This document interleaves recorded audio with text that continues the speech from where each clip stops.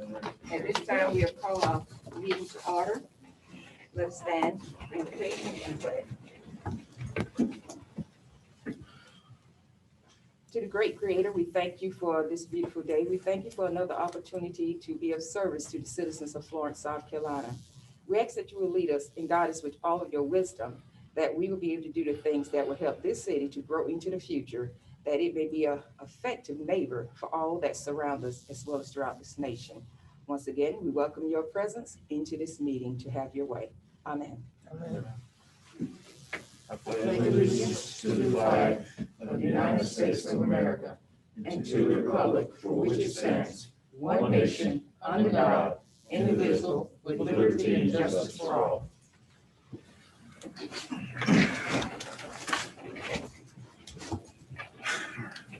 The first item of business on our agenda is approval of our minutes. We have our minutes from April the 8th, 2021, from the swearing-in ceremony, as well as the minutes from April the 12th, 2021. Do we have a second? Second. It is the proper motion is second. Is there any discussion?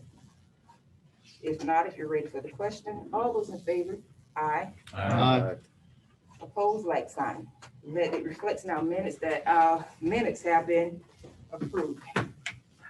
First, we'll have appearance before City Council. We have Ms. Adrena Jackson, and either follow with or after, we have Minister Marcus Simmons from My Brother's Keeper.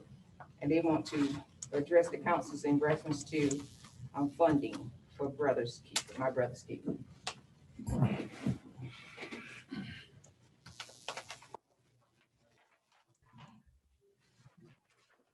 Hello, how are y'all doing? Can you hear us?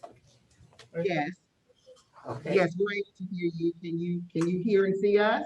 Yes, we can. Who do we have before us? I am Janice Albert. And I am Andrea Jackson. It's a pleasure to be with you this afternoon. Let me pull up our presentation right quick, okay? All right.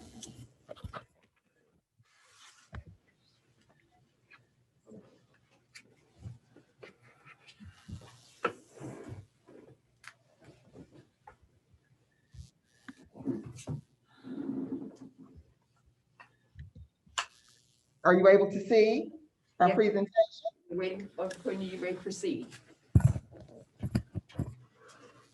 Thank you. As mentioned earlier, my name is Andrea Jackson. I am a volunteer with My Brother's Keeper Shelter. And Ms. Janice Albert. I am Janice Albert. I am My Brother's Keeper's COO. And I am glad to have the opportunity to speak with you this afternoon. Ms. Jackson. Yes, ma'am. Will Minister Simmons be joining you? He's not able to be here this afternoon. We apologize. All right, thank you. You may proceed.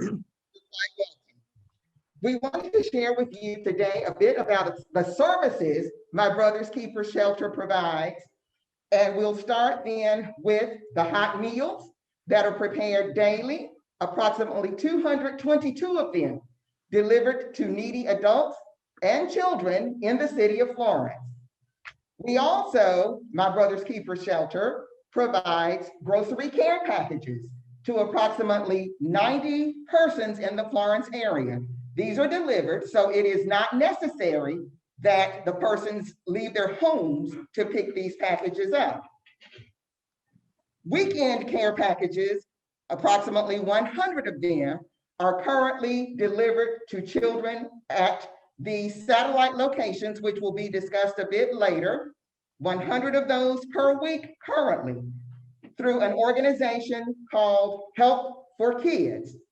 But there are plans during the summer of 2021 to serve at least 200 children daily with additional meals to ensure that even when they're not able to go to school, they are able to receive a healthy meal.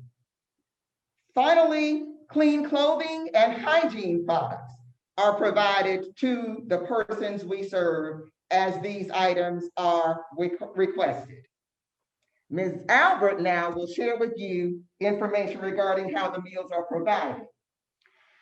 My Brother's Keeper Shelter now has a new home. Our permanent location is in Trinity Church Annex at 124 West Darlington Street, Florence, South Carolina. We're on the corner of Irby Street and Darlington Street. In our new location, we are renovating the kitchen to have a commercial kitchen. At the present time, we are in the process of getting the hood connected as we speak. Here, we prepare the foods, we cook the food and prepare them for delivery. Delivery is made at our satellite location, which are Levy Park, Iola Jones Park, Northwest Park, and Timrod Park. We also have a dedicated delivery route where we deliver to the homes of sick and shut-ins and disabled persons. My Brother's Keeper Shelter is the only agency in Florence that serves a balanced meal 7 days a week. Our meal include a meat, a starch, a vegetable, a fruit, or a dessert. And we serve that with a water, and that is daily. Last year, 2020, My Brother's Keeper Shelter served 75,000 meals.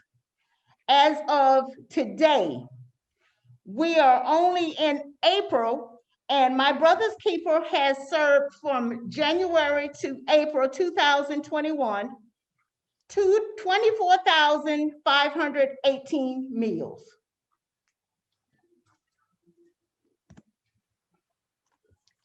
What are our next steps? My Brother's Keeper Shelter desires to, first of all, be the premier feeding organization for the city of Florence.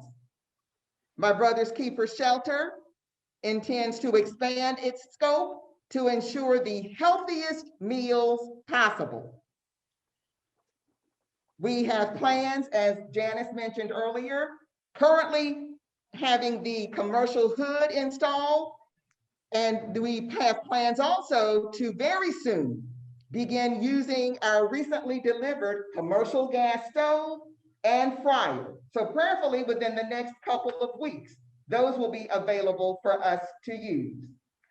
We are also planning to upgrade our kitchen. We are wanting generators and solar panels with battery storage. This will allow us to continue operations and prevent food loss in the event of a power loss.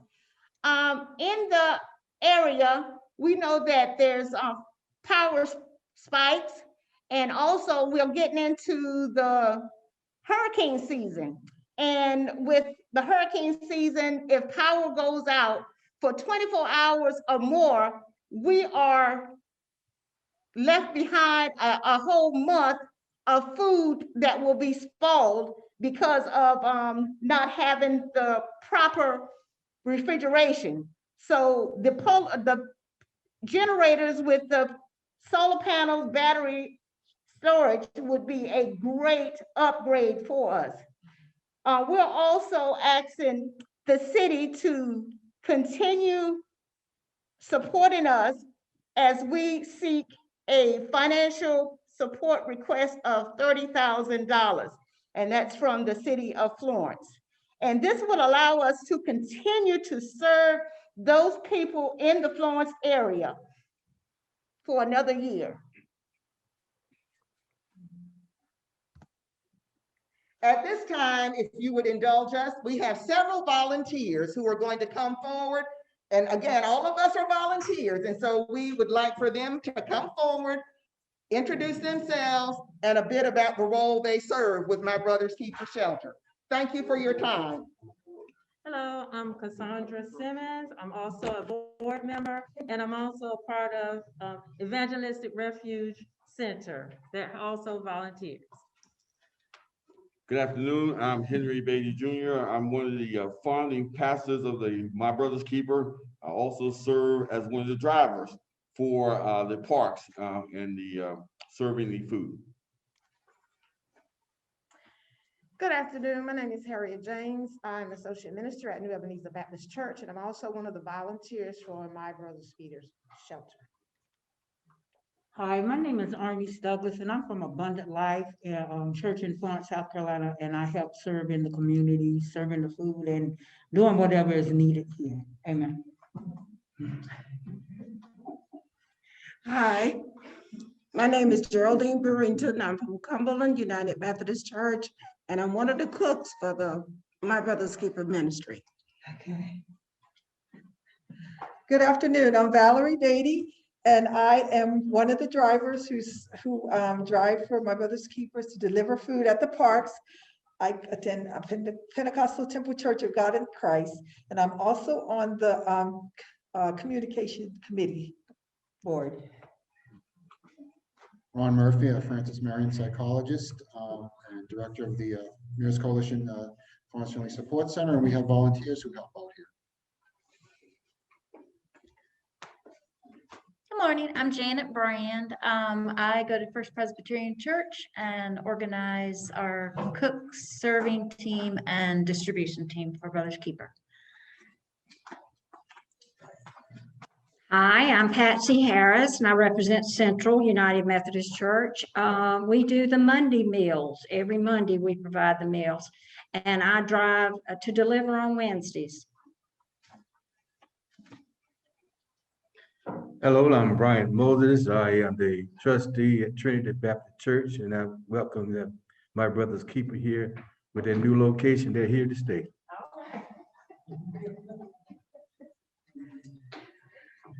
And once again, Andrea Jackson, also a volunteer with My Brother's Keeper Shelter, a member of Trinity Baptist Church.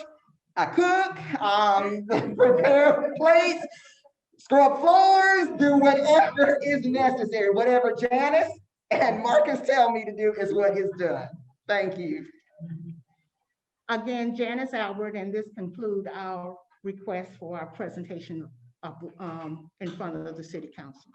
Thank you. Now, if you have questions that you need to pose to us, we will be glad to address those at this time.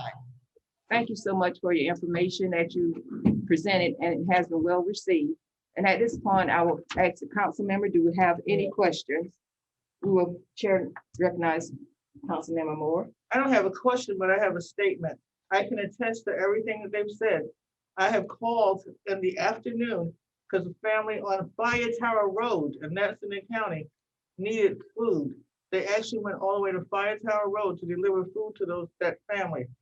I have called about families in motels on 52, and they have gone and made sure that those families eat. At Levy Park, there's people diligently waiting every day to be fed. I can attest to all the work that they're doing, and they do such a good job. You couldn't ask for anything more. And the meals are good and they're nourishing. I've even gone by to pick up meals to carry to a family that was in a motel on Irving Street. So they do exactly what they're telling us that they do and more. And they're all volunteering. No one's getting paid. If that concludes our Councilwoman Moore, Chair recognizes Pro Tem Jabali. Thank you. First, I would like to echo also a thank you to all the volunteers, all of those who are working so hard to help our community. It's a wonderful, wonderful thing. I do have a question though, and my question deals with, in a broad sense, making sure that right hand, left hand, and middle hands are all talking to each other. And specifically, I'm curious as to what interaction your organization has with Meals on Wheels and what they are doing, as well as the Senior Center and the meals that they are delivering. So we have more than one entity that's out there delivering meals.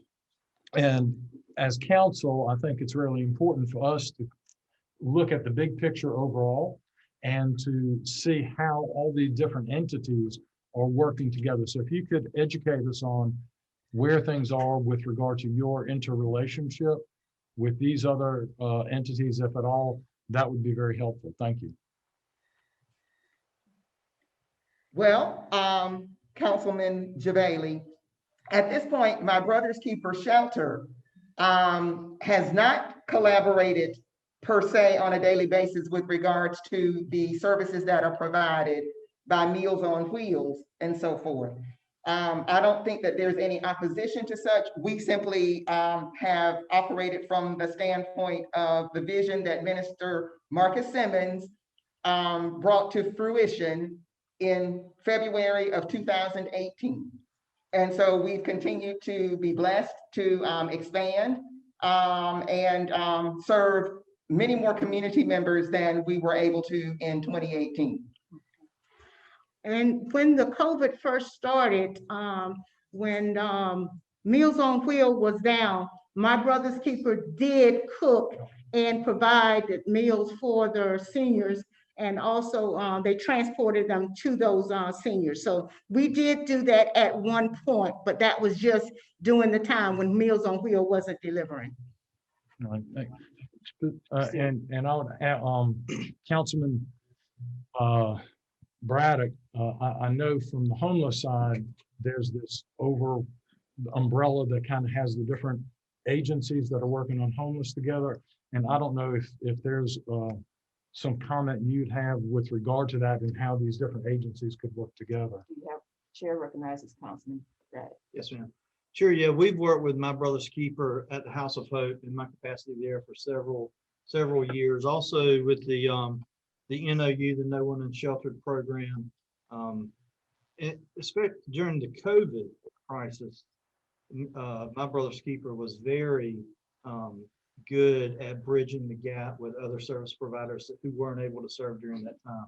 And we also collaborate with food that's donated to us weekly from Performance Food Group, and work with them to make sure that a whole tractor trailer load of food is dispersed, not only between the House of Hope and My Brother's Keeper, but also several, Janice would know better than I, but I want to say a dozen different organizations throughout the city that food is spread between. So, I have nothing but good to say, about them and working with them, and they've been a blessing to our organization and the city. Chair recognizes Councilwoman Moore. I know that during the pandemic, when the Manor House shut down and some of the other feeding locations, House of Hope, Hope Health on East Palmetto Street, when all that shut down, My Brother's Keepers was still up and running, still making sure that people was fed. They diligently do it regardless of the situation. They take their chances. So this is a program unlike any other. And I commend you all. Thank you so much. Are there any other questions from the council? I just have a comment. Chair recognizes Councilman McCall. Yeah, I just want to again echo my appreciation for the work that you all do for our community. It's definitely needed. I've actually had the opportunity to help serve, pass out food twice with you all, and I remember seeing the faces on the people getting those meals. They were very well appreciated. And I remember one time I left early one time, and I met a guy in the parking lot. He said, "Thank God for My Brother's Keeper." So again, thank God for the work that you all are doing, and continue to serve the city of Florence. So thank you. Any other questions or comments from the council? I have one comment. And Chair our recognizes own Councilwoman Moore. council member, Lithonia Barnes, she actually cooked a meal one day for My Brother's Keepers, and 3 meals. And one of the times I was with her in the kitchen, we were volunteering together. But again, you do a wonderful job, and I commend you, and I thank you, because anytime I've ever called because someone needed help, you always answered that call. So thank you so much. If there are no further questions, we would like to thank you both for your presentation today. We'd like to thank My Brother's Keeper for the part that you played with the various organizations here in Florence to be sure to meet the needs of our citizens. Once again, thank you for your presentation. Your information has been well received. Have a great day. Thank you. At this time, our next item on our agenda, we'll be hearing from Mr. Joy McMillan, Mr. Barnett Greenberg, and Mr. Gary Finkley to speak to the council on the rental registry ordinance and business license fee. Do we have Mr. McMillan?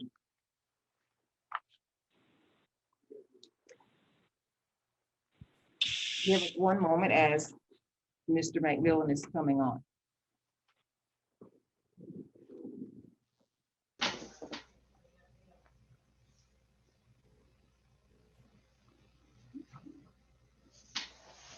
Actually, first of all, welcome, gentlemen, to our council meeting. And I would ask that since you're on screen there, when you proceed to make any comments, would you please introduce yourselves? So therefore, we now recognize Mr. McMillan, Barnett, and Mr. Finkley. Thank you, Ms. Mayor. I guess I'm first. Great to be here and great to be here this afternoon. Thank you for the opportunity to address council. I'm Joey McMillan. I am a failed city councilman. That's why I'm not sitting up there. I'm sitting in my office all by myself. But other than that, I have two businesses here in Florence. Seaboard Properties is a commercial real estate firm, and Coldwell Banker McMillan and Associates, a residential firm. Well, I say I have two businesses. I have two businesses. As of 3 weeks ago, the city of Florence tells me I've got 4 businesses. So I've increased by 2. The 2 that I'd never operated as a business. They just held properties. But when Act 176 came across, small business people were very excited, especially people in the business world like me who do business in multiple municipalities. We're going to be able to go to one place and get everything done. Well, to our surprise, well, actually, when the city got through, we wound up paying more taxes, having more paperwork, and it was quite a strain on business that and my rate got increased, and I know everybody's didn't, but I think 65% of the business actually got a tax cut and 35% got a tax reduction. I, of course, on all of my 4 businesses got a tax increase. I didn't see a reduction on any of them. That caught me a little off guard, and I don't think it was rolled out like it should have been. The other thing that happened was we now pay a business license fee on commercial properties, something that's never been done in Florence before. I met with the city so graciously. They agreed to meet with me on a day's notice, and I had a very good meeting. But the reasons for putting business license fee on commercial property, there were 2 reasons. One is everybody else is doing it. I'll be honest with you, I used to use that with my mother in high school. I never got very far with it. And I don't think that's a good reason to raise taxes. The other thing I heard is we may get sued if we don't put this tax in. And I just can't imagine we're living in a world today where if you don't tax something, you might get sued. And I think that we need to revisit this business license fee for commercial properties. The commercial properties are already paying a high property tax, also all over the state, not just in Florence. But I don't think it was rolled out very well. And I just think I think Gary and Barnett are going to have some better ideas. I'm just kind of laying it out for you as a business perspective. That's what I have to say about that. I would like to talk about the rental ordinance because we're down in the trenches with the rental ordinances. Our business, we sell houses. Of course, we manage rental property too. And I know there's some problems in Florence. But I'll submit to you that Coldwell Banker McMillan, we do 500 residential transactions a year. I would say 95% of those homes don't meet the standard that we're heading for this rental registry. It's going to be very burdensome for people trying to do the right things for rental properties to make them right to do. And as a matter of fact, if we fill out that form wrong and make a mistake on it, we're subject to a misdemeanor, which I've got to do about 100 properties, and I'm very nervous about signing my name to that, saying everything's fine when I could actually, I guess, go to jail or pay a fine if I misrepresented something. I think the rental registry, we need to do something in the city, but this is extreme overkill, and I wish that the city would, let's get through this pandemic and let's talk this thing out and talk to the people who are in the trenches that are going to have to deal with it every day and get some ideas because, I want to help. I want to help. I see it every day. I know there's some places that need help in Florence, and I think there's some ways we can do this. But I think this is a little over the top, and I appreciate it. I do want to leave you with one parting thing, if I can. I've got some props here. In 2020, to do business in the city of Florence, this is what I filled out. I filled out 4 pieces of paper. 2021. I'm being generous. Here's the new paperwork I got to do. And that's, I might be a little generous because I do this for all these properties. But I just don't think Florence needs to be a place where we have a lot of regulation, a lot of red tape, and putting burdens on businesses. They're really trying to help people find a place to live. And I see Florence is better than this. I really do. And I appreciate y'all letting me talk to council. And if anybody's got any questions, I'll be happy to answer. Thank you, Mr. McMillan, for your comments. Do any council member have any questions? Councilman Braddock is recognized by the chair. Joey, when you say revisit the business license, are there any things in particular that you would like to revisit, or just broad, or is there any particular? I guess I have an understanding of it. I would think that if 65% of the businesses got a tax, I'm just seeing myself on the screen. I don't think I look all that good. Sorry about it. I'm shocked. If 65% of the businesses got a tax cut and 35% of the businesses got a tax increase, I would think there'd be a way to at least take the 65%, make them pay the same, and reduce some of the 35%. I don't think it's fair for 35% of the people to pay that much more in taxes. So I'd like to see something addressed on that. For the commercial property, if you take a business like mine, I own my building in a separate LLC.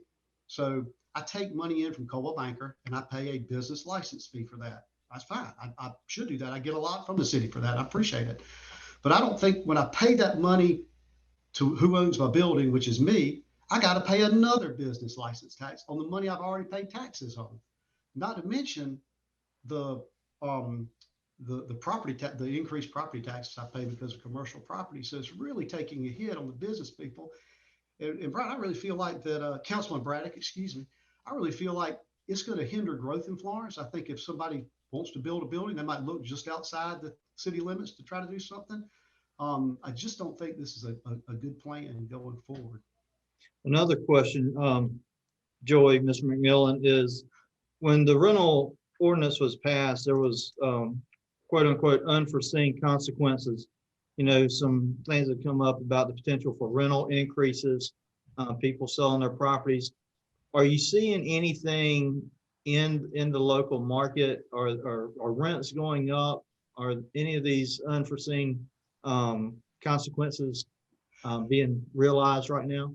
So right at the start, this just coming out, I've had clients and people they come to me because they think I know what I'm talking about. That's not always the issue, because I was on the front end of the rental registry when it came out. I didn't understand all of it, but I see a lot of good people who care about their tenants, who care about their properties, just saying, you know what, I'm giving up. I'm getting out of this thing. I don't have any interest in filling out this much paperwork and paying these taxes and doing this. Well, all I'm trying to do is make it a good place for good people to live. And they're going to get out, and then we don't know who's going to come in after that. But it just saddens me to see that people have rental property in Florence for years, and they're just trying to, you know, pay their taxes, make a little money, and keep their tenants happy. But I do think that there are not a lot of properties in Florence that are going to meet the standard of that questionnaire, and it's going to be a problem. I appreciate you coming on. Appreciate your time. At this time, the chair recognizes Pro Tem Bailey. Hey, Joey. Hey, George. I see William. He looks good down there in my seat. I see. One of these seats.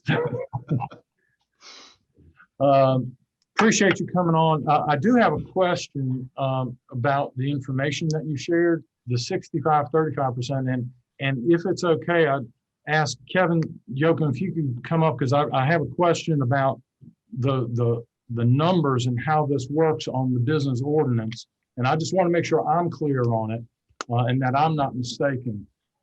It's my understanding, Ms. Yoakum, that when this was adopted, that it was revenue neutral was the goal. And in other words, when the reclassifications were done, they had to be done in such a way that it was not a boon to the city in terms of additional revenue, or nor was it a loss to the city in revenue. Is that understanding correct? That is correct. And the recalibration that I understand took place, it was in fact, if I'm please correct me if I'm wrong, but it's my understanding 65% of the business actually saw the reduction, and it was 35% who had the increase. Is that? That is correct. Okay. Joey, I think the way you presented, I think it was flipped around. Well, I'm saying sorry. That's the numbers I had. 65% saw an increase. My understanding is 65% saw a decrease. That's correct. I'm sorry. Okay, I just wanted to make sure I was clear on that. But the net result to the city is neither a loss nor a gain, in that with the recalibration that took place, it remains revenue neutral to the city. Is that correct, Ms. Yoder? Correct. Yes. All right. I just wanted to clear that up, Joe, and make sure that I was straight. I understood that correctly. All right. Thank you very much. And I apologize for getting those numbers out of sorts. That's okay. Thank you. I'm in the 35% paying more. That's what I do understand. Any other questions? Well, Mr. McMillan, thank you so much for being here today, and we have received your information and your thoughts, and we thank you. Mr. Mayor, thank you so much. It's a pleasure to be here. Thank you. I think next we have Mr. Finkley, correct? Good afternoon, Madam Mayor. Well, welcome. And Thank you. I have, share your comments. Thank you so much for being here. thank you. I have not had the time to appear before council since the various elections. So first, I congratulate all of you that are newly elected, and I wish the very best. And me and my boys, we pray for y'all on a regular basis, because that's what the Bible instructs us to do, pray for our leaders. And y'all certainly have a lot on your shoulders, and we appreciate your service. Thank you. I am speaking because I would like council to entertain either one, repealing the rental registry ordinance, or alternatively, delaying implementation for 1 or 2 years for the reasons which follow. First of all, the rental registry there's 2 components of it.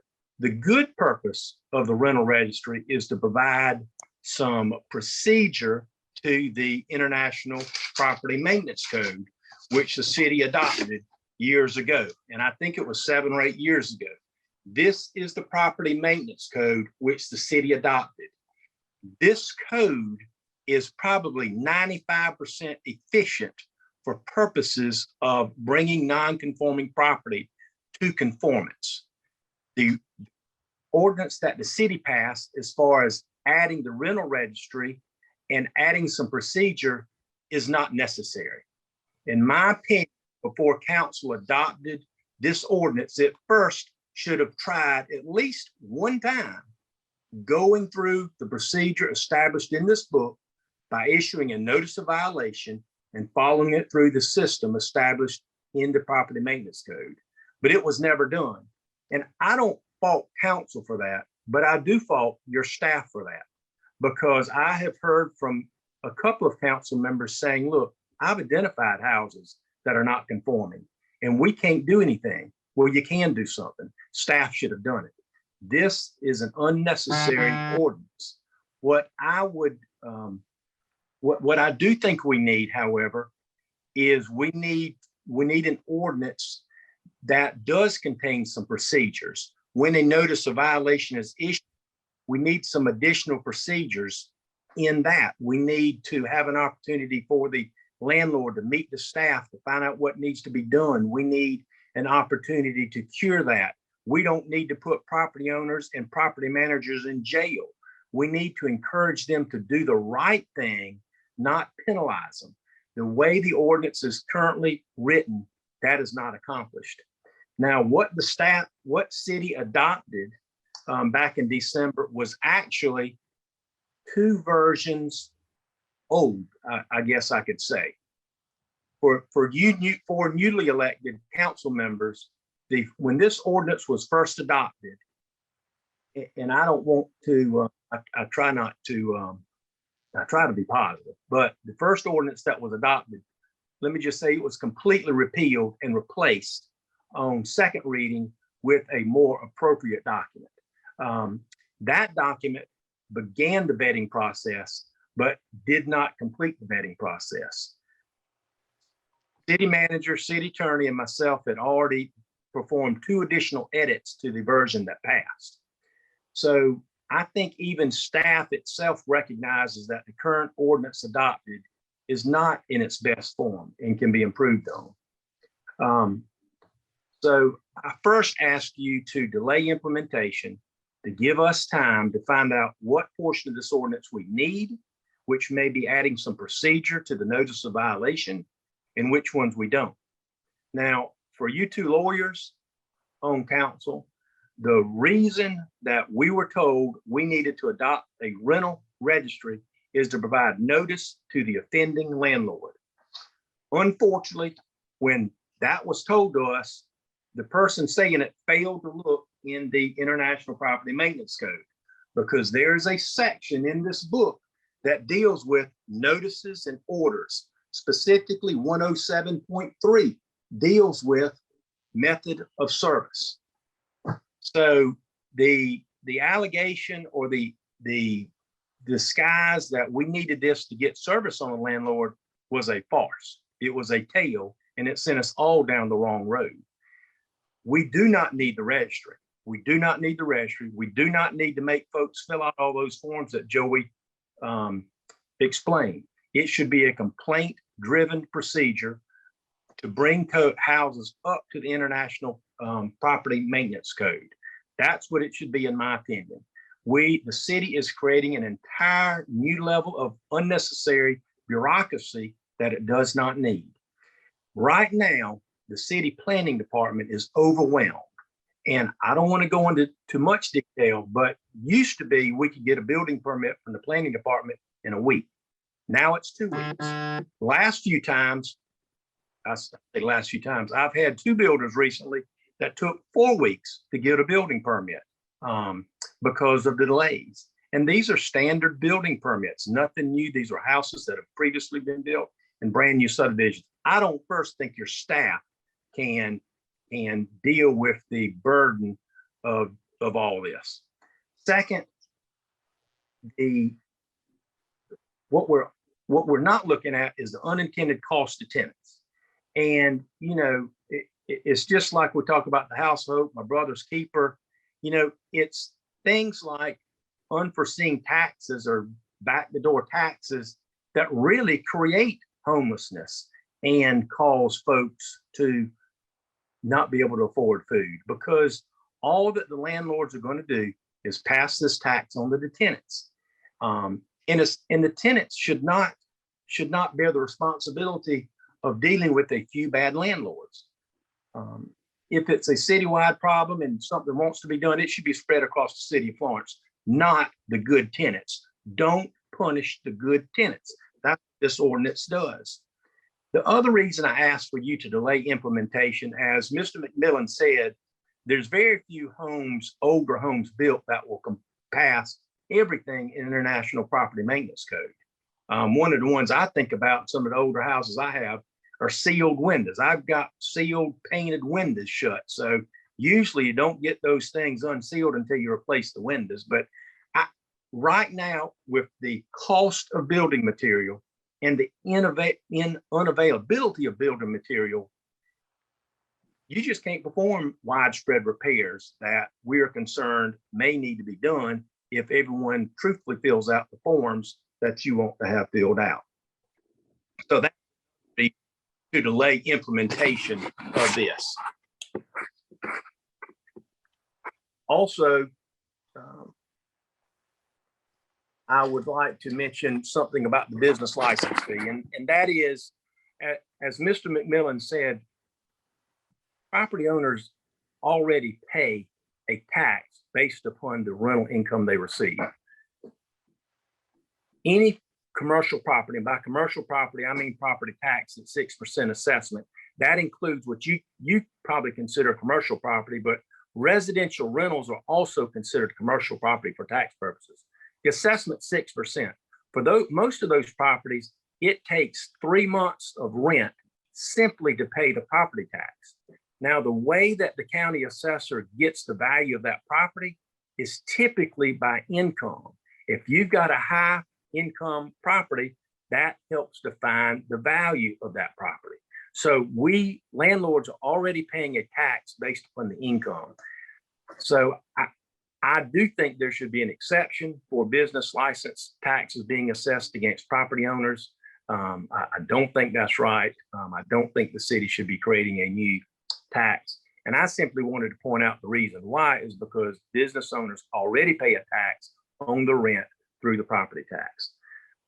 Finally, I want you to consider, and I know this isn't the message that you are want to send, because I know all of you, as well as the good landlords, are concerned about housing problems, houses that truly need to be fixed up. I know that. I think we all share the same goal, but with the business license tax and the rental registry, you are really sending a strong message to folks that have the choice not to do business with the city of Florence and do not annex. And I know that's not the message that you want to send, but it is. Both of these ordinances, the business license tax and the rental ordinance, will not be burdens on landlords, because again, they're just going to pass the cost along. It is a burden on the tenants. It is an unintended tax on the tenants. And the other reason not to implement that now is another pandemic reason, and that is many people are still recovering from unemployment, income loss, and now you are placing a tax burden on them. So in my opinion, there are many good reasons to delay implementation, at least of the rental registry.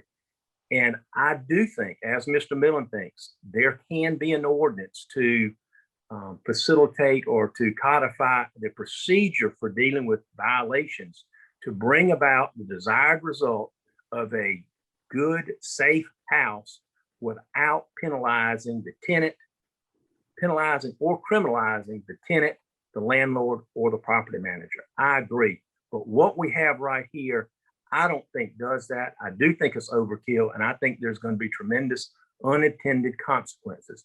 I would like to work with city council, as I've continued to suggest. I know Mr. McMillan would be, and he didn't say this, but honestly, Mr. McMillan, I will tell you, do not sign that form on behalf of your landlords. Do not sign it, because you will go to jail.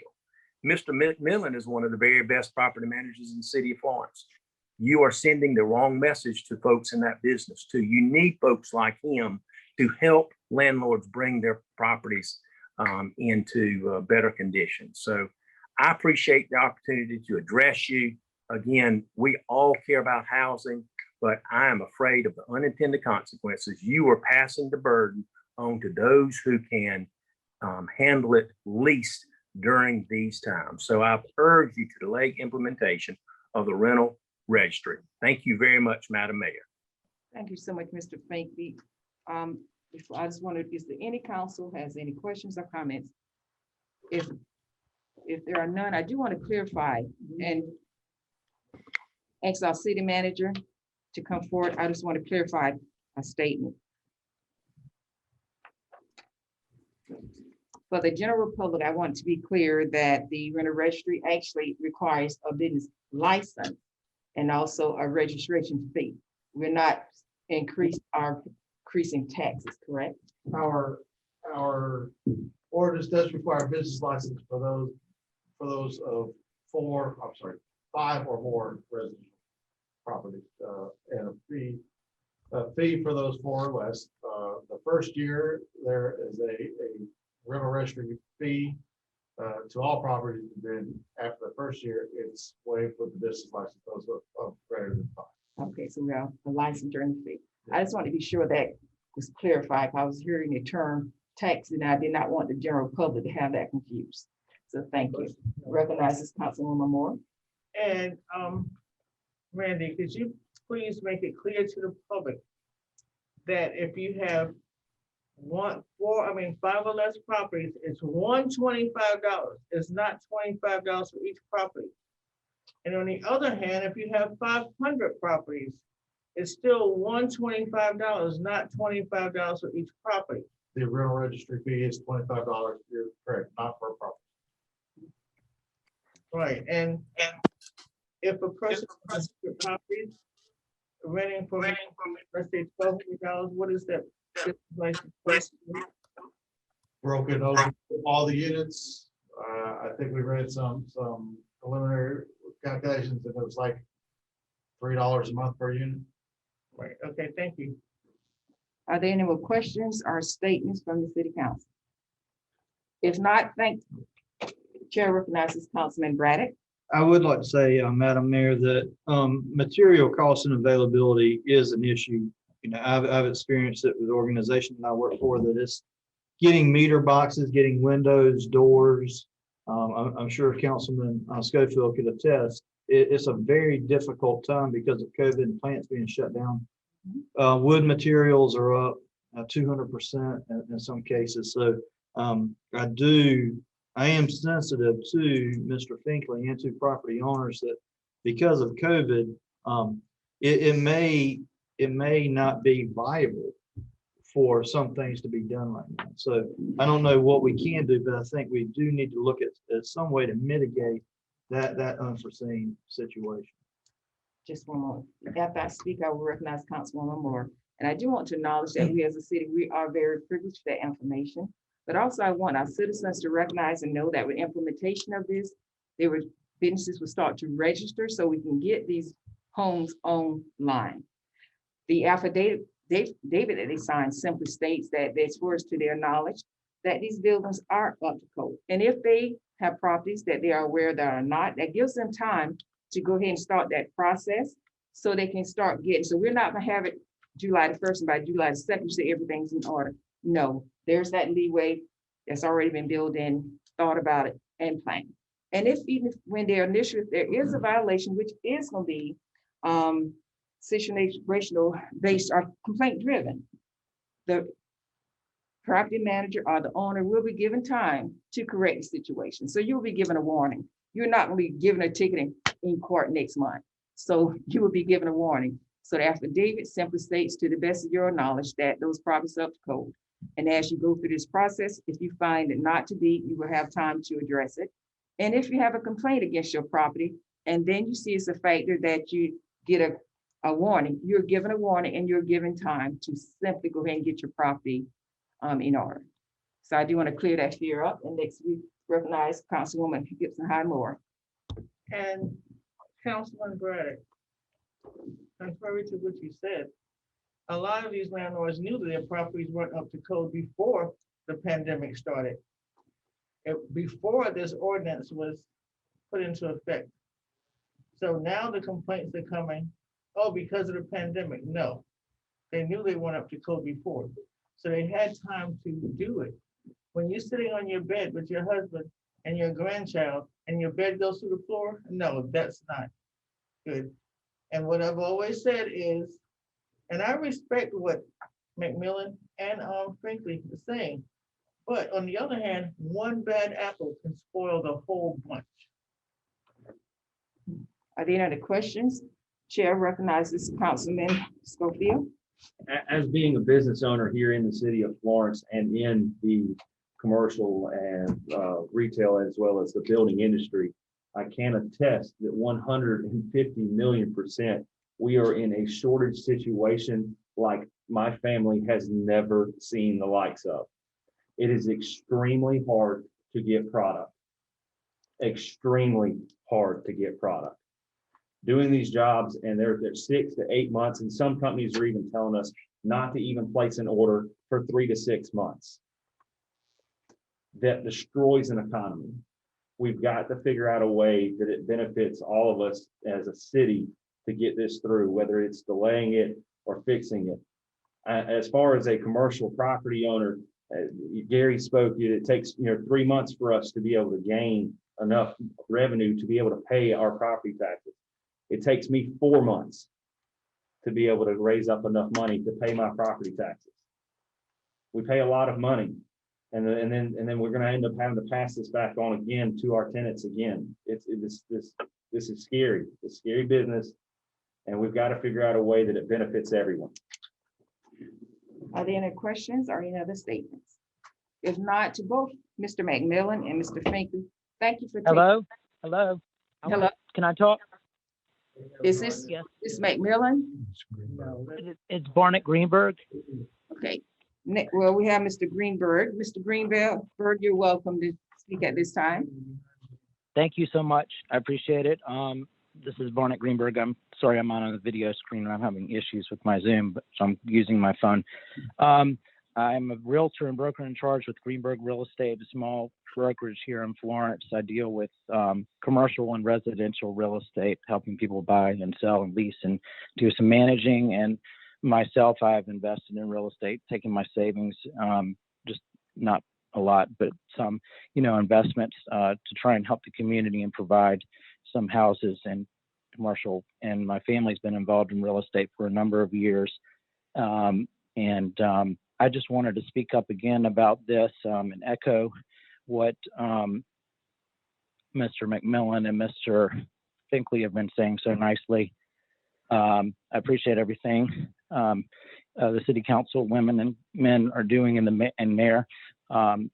And appreciate the opportunity to speak. Again, I just wanted to echo what they were saying, that I really would like this to be revisited to make it more fair and reasonable for everyone involved, that it's just clear with the ordinance, because different people have said that it was flawed and it's gone through different drafts. And from what Mr. Finkley was saying, it doesn't even reflect the last two drafts that I believe the attorney and he were working on together. And I think this is a very serious kind of thing, and the public needs to know what they're dealing with, because it's a drastic change from decades-long policy.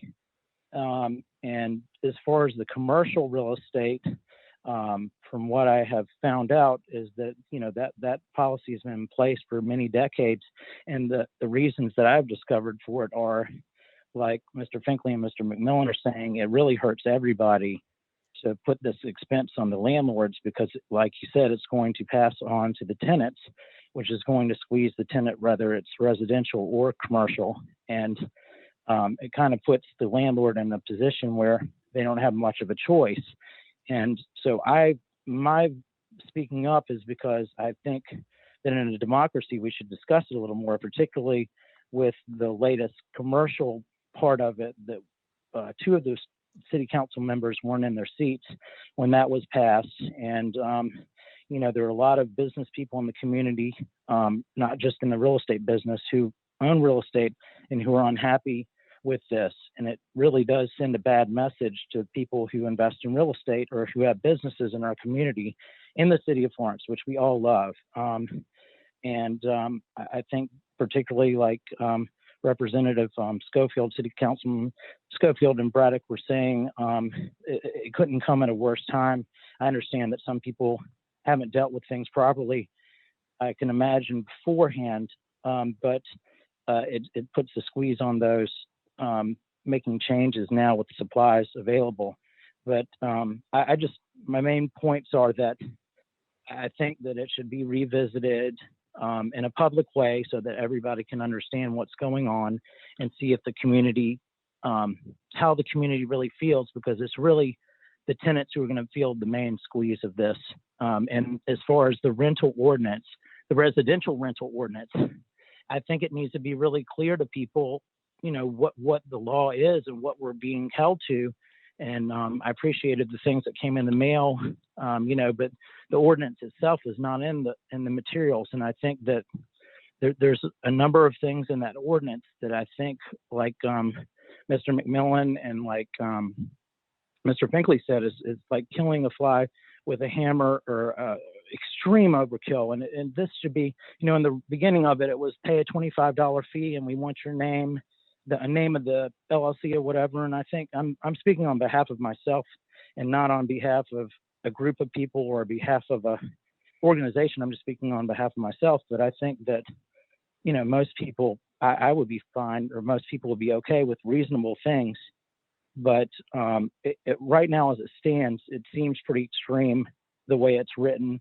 And I would wish that it would be revisited now that we have 4 new city council people in place, a new mayor in place, consider what's going on right now and those unintended consequences, which I have begun to see since this happened last October. And I'm in the real estate business, and I'm people were talking to me about their thoughts about this. People were busy with the work and other things going on.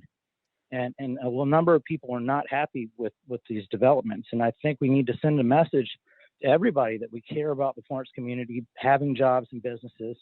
And like Mr. Finkley said, use those avenues that are available to address those bad landlords and address those bad actors instead of effectively creating a new tax for everyone in a certain industry, which happens to be real estate. And everybody needs real estate. Everybody needs a place to live, whether you buy it or you rent it.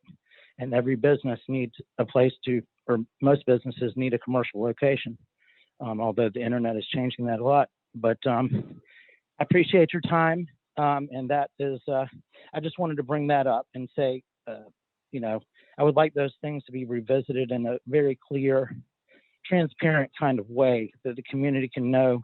They don't just wake up one morning coming back from Easter break or wherever and open their mail and see, oh, whoa, there's a new license required for commercial real estate. It hasn't been this way for many decades.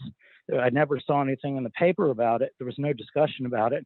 And suddenly we had that. And also before with the rental ordinance, there were these Zoom meetings, which I was, you know, I listened to and watched, and people got involved, but a number of people could not get involved or didn't have time or didn't know.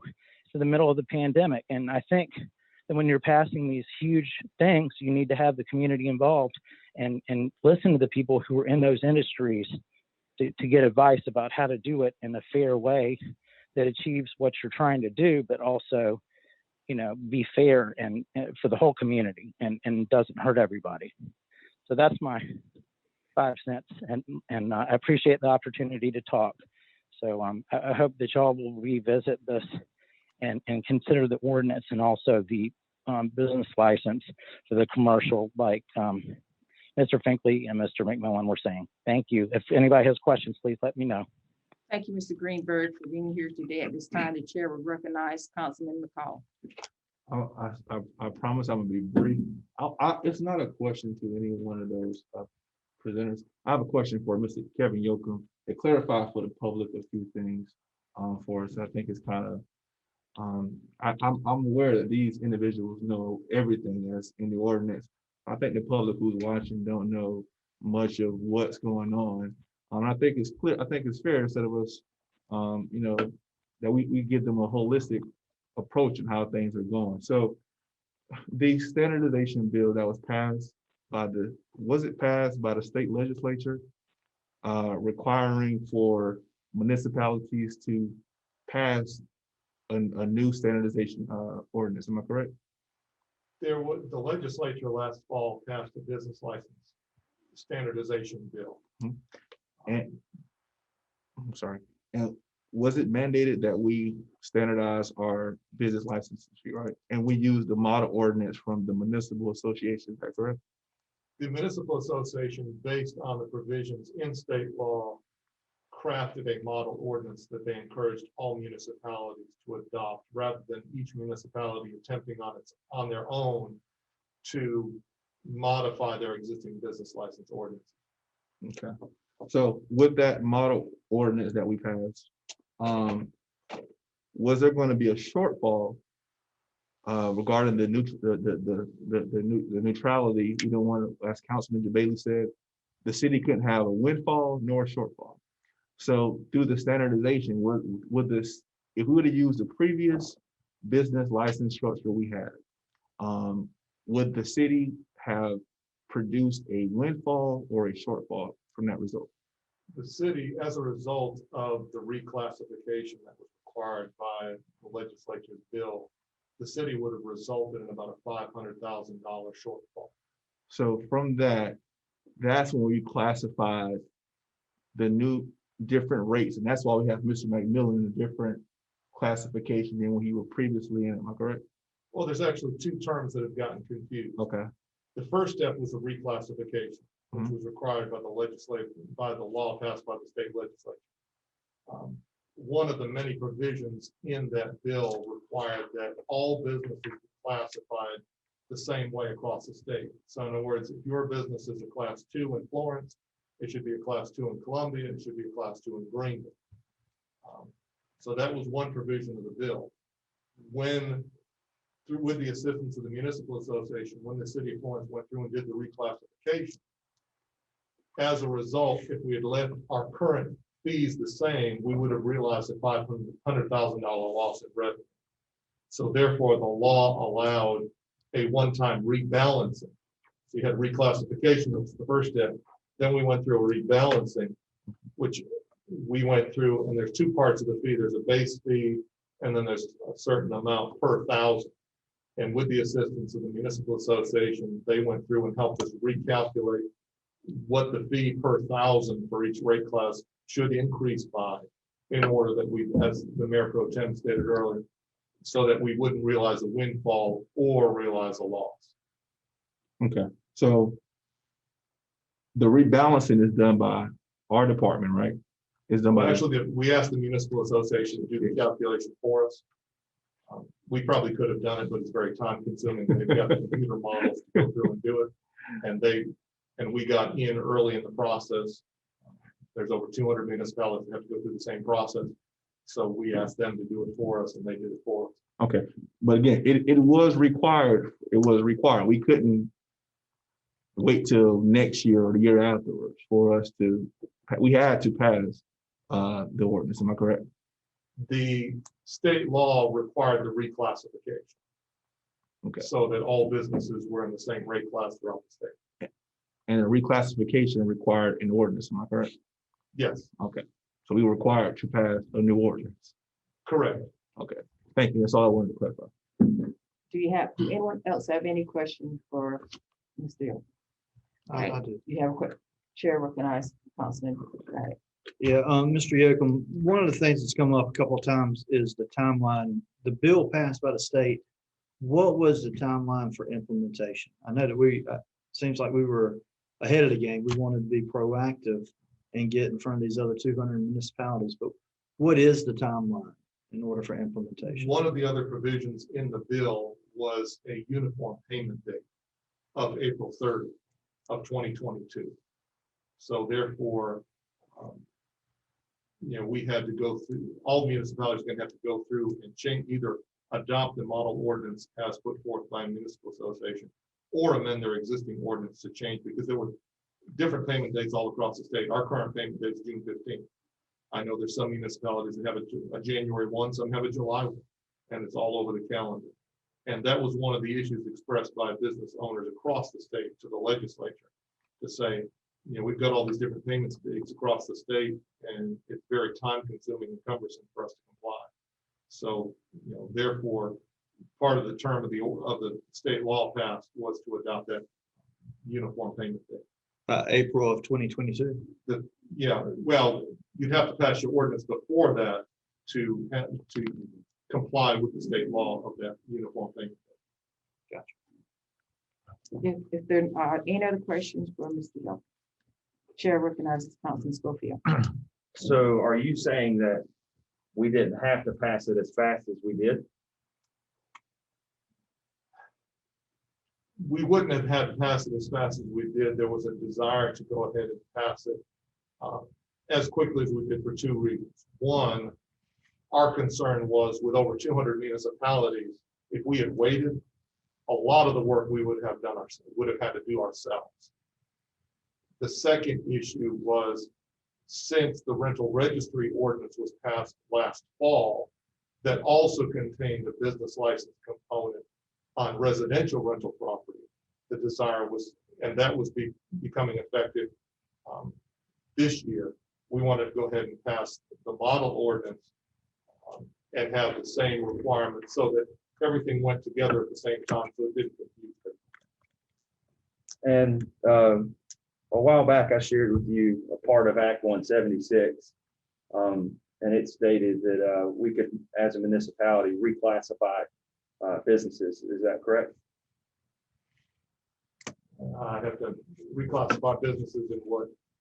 To where it says a taxing jurisdiction upon a finding of a rational basis, as explained in its ordinance and by positive majority vote of county or municipal council, may provide for additional reasonable subclassifications described by NAICS sector, subsector, or industry based upon particularized considerations as needed for economic stimulus or the enhanced or disproportionate demands by specific businesses, subclassifications on taxing jurisdiction services or infrastructure.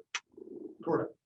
Yeah, state law does allow this. If city council so desired for those reasons that the councilman just read in the state law, city council could reclassify certain businesses under certain NAICS codes to a different rate class if it's so desired. You have a question for him? The chair recognizes the pro tem debate. So you have the reclassification that's in place. You got the establishment of uniformity that the legislature encouraged to make sure that there's a portal and a business can go into the portal. If they do business in multiple municipalities or multiple locations, they've got one source to go to get their business license all the way across the board. It creates a comprehensive way to handle it without having to go to each municipality and do that item by item by item. If you do business in 10 different cities, you now just go to one source. Is that my understanding correct? That was one of the other provisions in the law that created that portal that is now being run by the State Department of Revenue and Fiscal Affairs. So if you have multiple locations throughout the state, rather than having to conduct business with each of those 10 locations, you could conduct business straight with the portal, and those running the portal would then distribute the information and the money to those respective municipalities. Let's be clear, the concern that's been raised has been from those businesses who those individuals who own commercial property and who since 1987, when we first established the business ordinance for mom and pop businesses, whether they're running a grocery store, whether they have a plumbing business, whether they have any kind of business whatsoever, have to get a business license, correct? Correct. Okay. But in 1987, when that was put into place in Florence, those people who owned commercial properties were exempted from it at that time. Correct. And so every other city in South Carolina did not have that exemption, but Florence had that exemption for whatever reason, starting in 1987. And so now, when we adopted the ordinance, we simply brought our ordinance into conformity with the rest of the ordinances throughout the state. So that up until now, the Magnolia Mall has not had to get a business license, even though every business that's inside a Magnolia Mall has had to get a business license. The people that run the mall have not had to get one. Is that right? Correct. Okay. But now, because we passed this, now the Magnolia Mall, which runs quite a big business out there, now they have to get a business license, just like everybody that's a tenant in their place has to have a business license.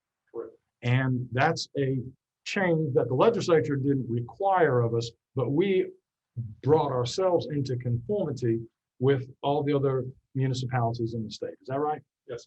All right. That's all the questions I have for Mr. Yoder. Thank you. Okay, but also in that same statement, when everyone else was doing this, we created in 87 an exemption, whereas everyone else was doing this. So 87, for whatever reason, which we're not aware of, because none of us were serving, that exemption was created.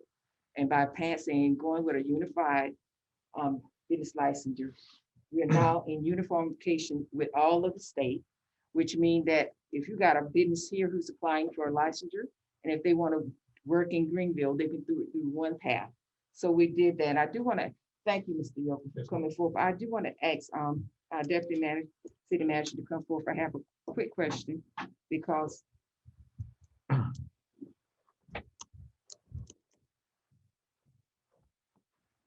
Mr. Davis, I do want to get it clarified for the general public. Correct me if I'm misstating, but did not a representative from the state chamber come to Florence, South Carolina a couple of years back and met here with some of the, I believe, some of the realtors as well as some other businesses in reference to this? Could you give us a brief synopsis of this? So, well, the representative actually was working with Representative Jory to pass the bill. There's dialogue and discussion at the Board of Realtors, and the city had a representative there that opposed the bill. So just for the record, this did not happen overnight. As a member of the Municipal Association, we've been meeting for years, and this has been on the calendar, a concern for the Municipal Association leadership. So the Municipal Association has met with our state representative to come into a balancing of what we could do for all of the cities of Florence. What we have now is a unified business licensure that will operate throughout the whole state. And input for this has been in place and taking place for years. So it's not overnight, it's quick, it's not being quickly introduced.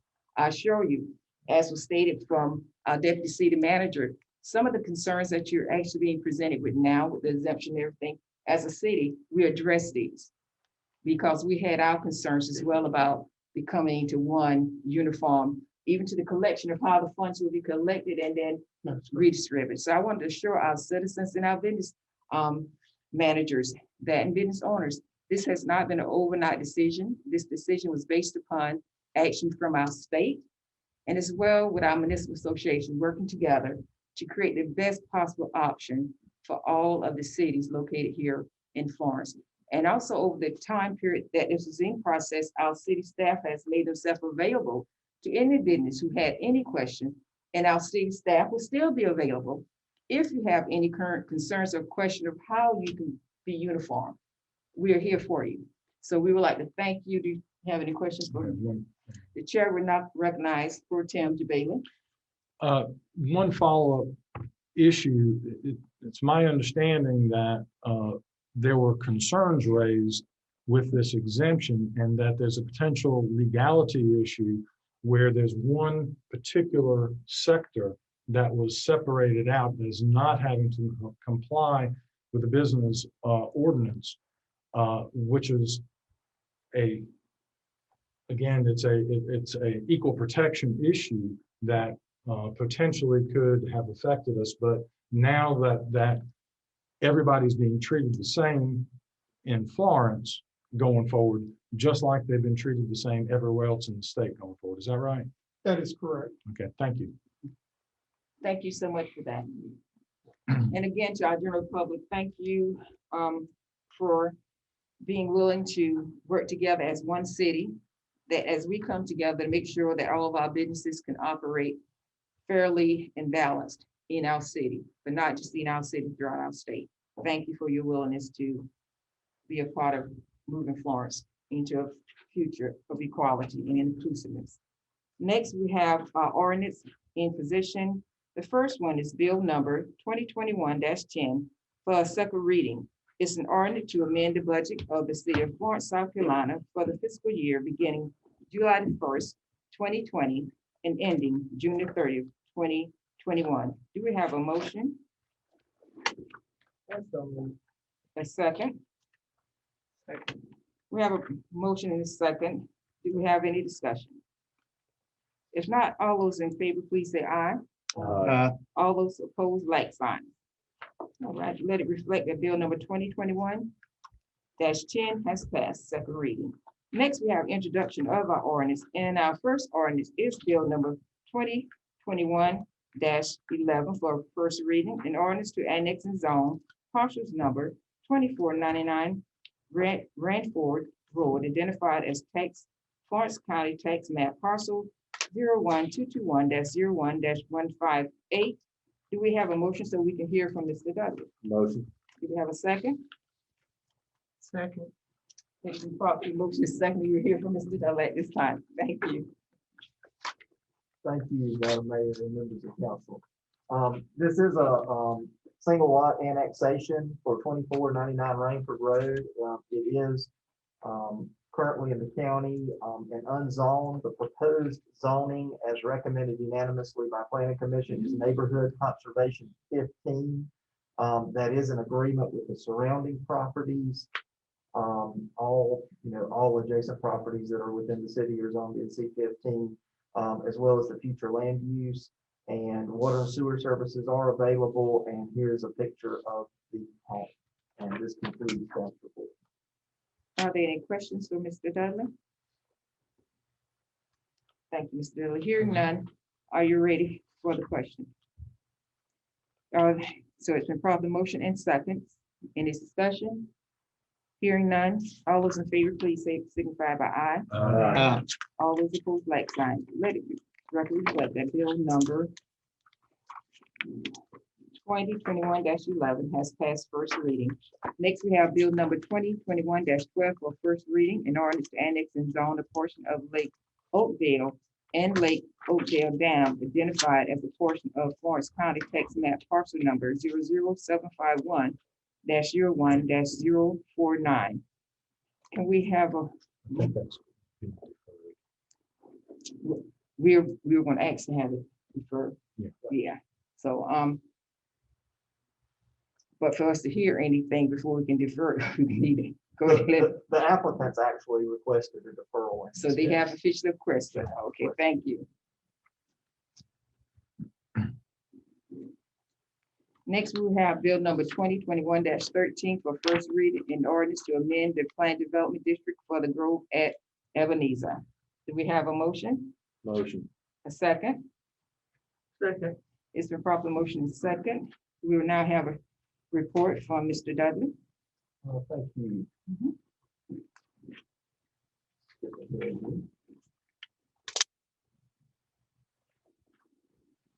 This is a proposal to amend the plan development for the Grove at Ebenezer.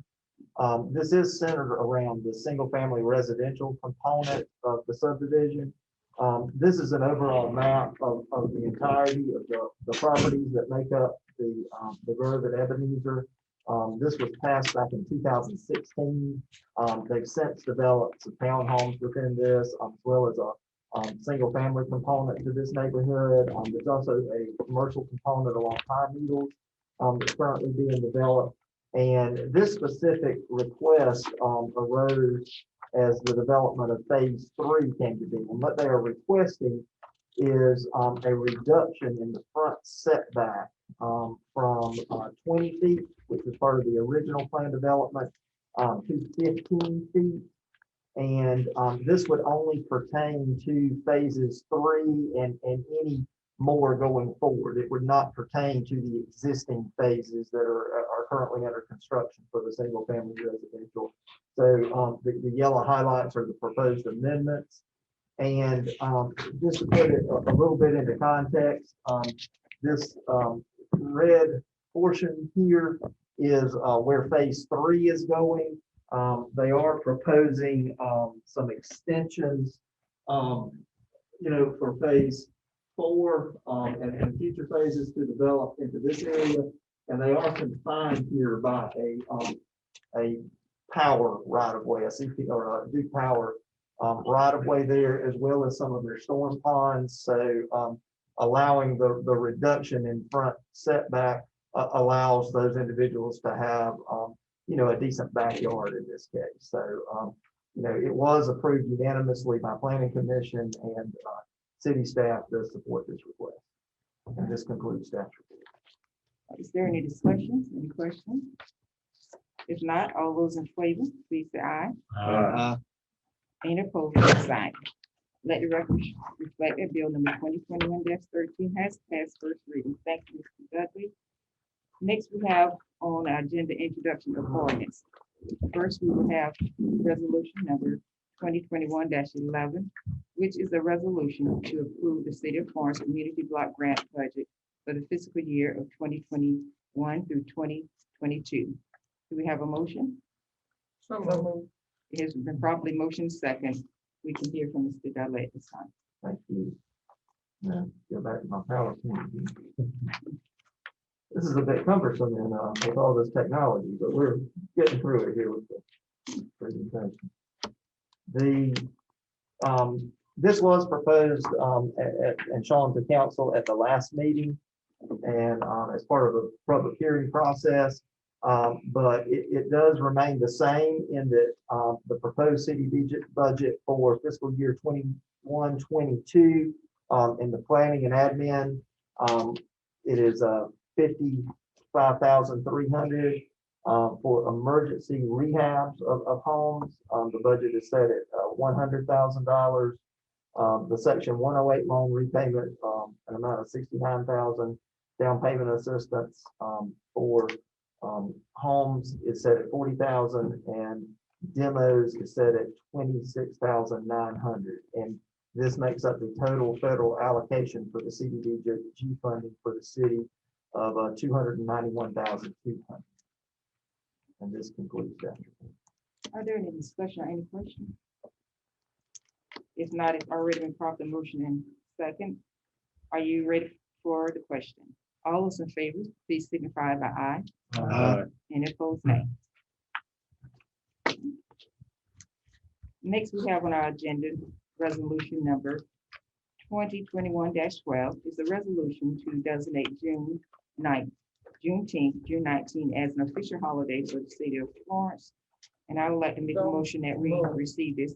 It's been properly motion and second that we receive this order and we, well, motion as I stated. Yeah, motion as I stated. And council, let the record reflect that Mayor Mike Zerving made the motion and Councilwoman Moore seconded motion. At this time, we can hear from Deputy City Manager, Mr. Scotty Davis. Thank you, Madam Mayor. President Abraham Lincoln decreed the Emancipation Proclamation on January 1, 1863. News of the signing of that proclamation was withheld in parts of the United States, and it reached the south and southwestern parts of the United States in June 19, 1865. So that date became a symbolic date representing African-American freedom known as Juneteenth. In 2018, South Carolina designated June 19th as Juneteenth Celebration of Freedom Day. However, the legislature did not make June 19th an official legal holiday. Staff did a little research and we found that 47 states and the District of Columbia recognize Juneteenth, although not all celebrated as a legal holiday. In South Carolina, some municipalities, including the City of Columbia, City of Georgetown, and the town of Irmo, have recognized the observance of this holiday. And before you is a resolution to designate Juneteenth as an official holiday for the city of Columbia. Thank you, Mr. Davis.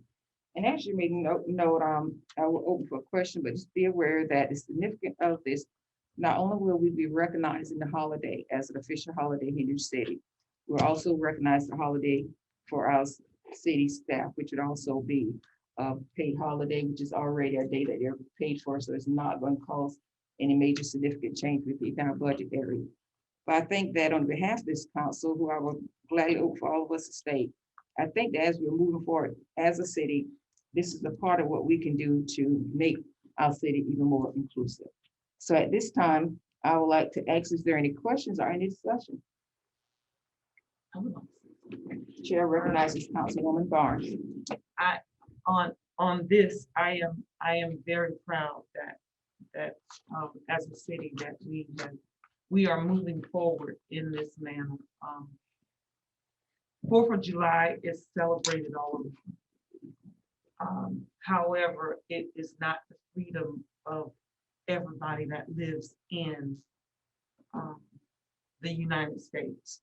But to bring this, I am very proud that I am on the city council and we brought this forth, because now this is also a day that we all can celebrate and acknowledge that we were once enslaved, but on that day, it was recognized that we were then free. So I am very, very excited about this move. Any other questions, comments? Well, Madam Mayor, I'll have to say. Chair recognizes Councilman Braddock. Yeah, I share with the mayor that to much of my embarrassment, I was not even aware of Juneteenth until a few years ago. And so, knowing the history behind it and understanding, everything that goes along with it, I agree with Councilwoman Barnes. This is a great move for our city. And I think people, maybe there's some like myself who aren't educated, should look into your history books and into the significance of this date and why we are, as a city, looking to recognize it as an official holiday.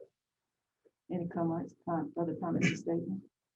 Well, with that, just conclude with this statement. I would first of all like to thank our staff for the research for this. When I originally kind of brought the idea forth, our deputy city manager and staff went forth to seek out information, to see who was celebrating and how we could pull this together.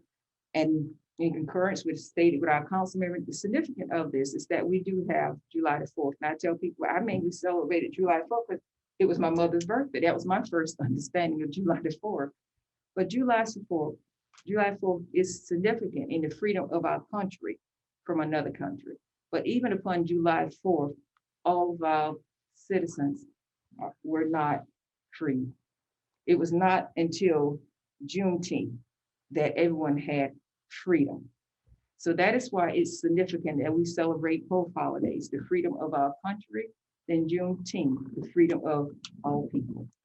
So with that being stated, all those in favor, please signify by saying aye. Aye. Aye. All those opposed, like sign. Thank you to the city staff and thank you to the city council for working together to make a difference for our city. Thank you. Next, we have a resolution, which is resolution number 2021-13, a resolution by the city of Florence formally designating the city of Florence Municipal Courtroom number 324 West Evans Street as the Honorable William Howard Taft Giles Jr. Courtroom for Judge Giles' instrumental role in a municipal court judge and for his many years of service in Florence County. I so move. So move. Second. So it's been properly moved and second. And at this time, we will hear from Mr. Dudley. Thank you. This matter was brought to the city by the family of Judge Giles. And procedurally, we did take it to Planning Commission for their recommendation. And they did unanimously approve or recommend that the courtroom located just across the hall here from council chambers, it's the municipal courtroom, be named the Honorable William Howard Taft Giles Jr. Courtroom in his honor. And just a note on that evening that several family members and friends were in attendance virtually. And we did have individuals who weren't even here for that, who were on the docket for other items, chime in and speak just because they felt compelled to. So, you know, from the Planning Commission, we are happy to recommend that name. And Judge Giles did give over 40 years of service, all within law enforcement and all within the Florence community. He served for the Florence Police Department, the Florence County Sheriff's Office. He served as magistrate as well as a municipal court judge from 2009 until his death. So, and I personally, you know, I think we took lunch about the same time, and when I would come back from lunch, I miss seeing his smiling face in the foyer there and being able to chat with him a second. So that concludes my report. Thank you. We've had a motion in the second. Is there any discussion, any questions or statements? If not, all those in favor, please signify by saying aye. Those opposed, like sign.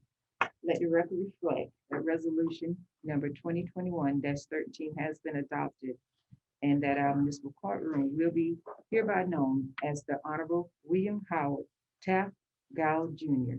Courtroom. Thank you. Next, we have on our agenda, resolution number 2021-14, a resolution of the City Council approving downtown redevelopment grant for full quarter of fiscal year of 21, and be noted that this will be discussed in our executive session. So next we have on our agenda is the report to our council.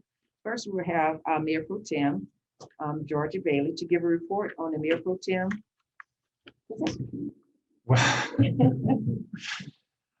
So, in follow-up of earlier meeting where the issue has been raised, it was asked that I consult with different new council members now that they're on board council to find out their feelings about the Mayor Pro Tem. And I am here to proudly announce that I have consulted with Councilman McCall as well as Councilwoman Barnes and Councilman Schofield and Councilman Braddock, and I am grateful and appreciative of the support of each of them that I remain in this position of Mayor Pro Tem for the remainder of this term. And I thank each and every one of them, as well as rest of council, for the support that I have received for this position. And I thank you very much.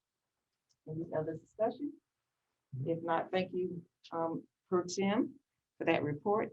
Next, we have on our report to council, Councilwoman Thornya Brown to discuss city committee. I don't know where I keep on. However, I want to say to the staff that worked on our team building 2 days, it was wonderful. I thank each and every one of you. I know I say all of the time, Randy and Scotty, they're so sick of me saying, okay, I just want to work. Okay, just give me something to do to work. And so we were able to work through some things that we could actually tangibly say, okay, let's get to work on. And I'm really, really excited about that. However, I do want to, I guess, based upon the consensus of our discussions that we had at that council retreat, I would like to move that the city establish 3 ad hoc advisory committees. Each of these committees will be have 3 council members as the chair. The committees were community development, which I'm already kind of working on, business development committee, and the marketing and public relationship.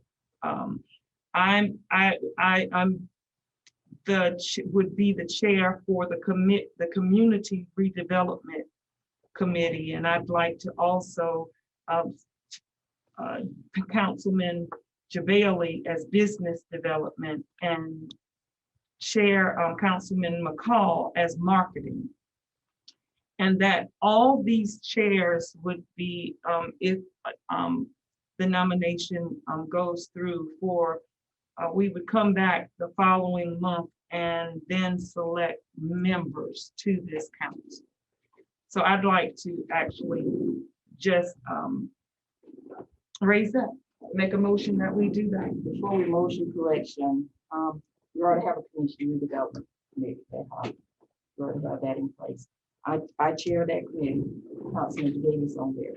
And what we would do is we'll have another councilman do that. But the community development ad hoc committee has been in place since over 2014. Mm-hmm. Yeah, so it's already in place. Madam Mayor, it's my understanding that when you have one council end and another council begins after the elections, ad hoc committees are no longer in place. And so there needs to be council has to vote on a new committee at that time. So while I appreciate the fact that you and I served together on the neighborhood redevelopment committee in the previous council, with the election that came through in November, those ad hoc committees that were previously in place are no longer in place.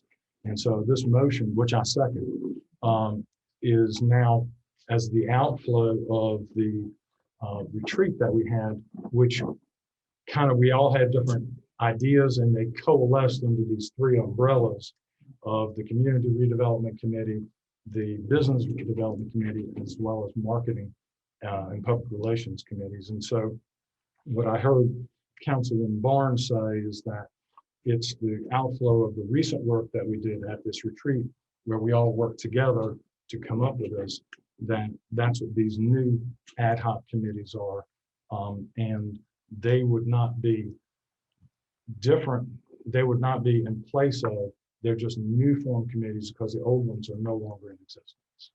And on that standing, when we come to the committee that we spoke of in our retreat, the purpose of that retreat was to bring this council into union of working together, being honest, and communicating ahead of time. So with this in place, whatever the will of council may be, but I do believe that as a council, one of the things that should have taken place was this council communicating before we got up here for a report. So we can receive the report, and if you want to take action, you can. But it's my consensus that I believe that taking action without discussing that with the council ahead of time and discussing that with me as a mayor does not reflect well upon what we learned from the committee. And that was communication. And so whatever the will of council, so let it be. But understand this does not reflect the we, because it sounds as though it's well thought out and planned, but it was not communicated to the full of the council. And what we've done in the past, what we've always asked, that we have action items, agendas, is that we communicated ahead of time to the council. And I'm pretty sure, I know that our deputy city manager, who has been educating this council, have thoroughly encouraged, and our city manager will state, have you talked to the other council members? So I would ask that question, have you spoken with every council member up here before introducing? Madam Mayor. Question. And I'm gonna ask you, is that a requirement? The request of, Is that- what I'm asking is simple as this, did you? Is that a requirement? That's what, and so I could, because if that's a requirement, I would not have Not known that. required, not required, but I'm asking because of what you brought up, said because of the retreat we went to. So my question for you, did you? Simple as that, yes. I talked to most of them. Did I talk to everybody? No, but I did not know that that is a requirement. If that is a requirement, I need to know that. Is that a requirement? The requirement is post what we did in the committee was to make sure that we as councils communicated.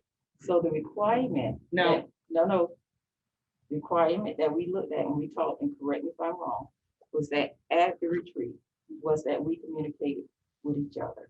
And I think one of the statements up there was open communication with the council and with the city manager.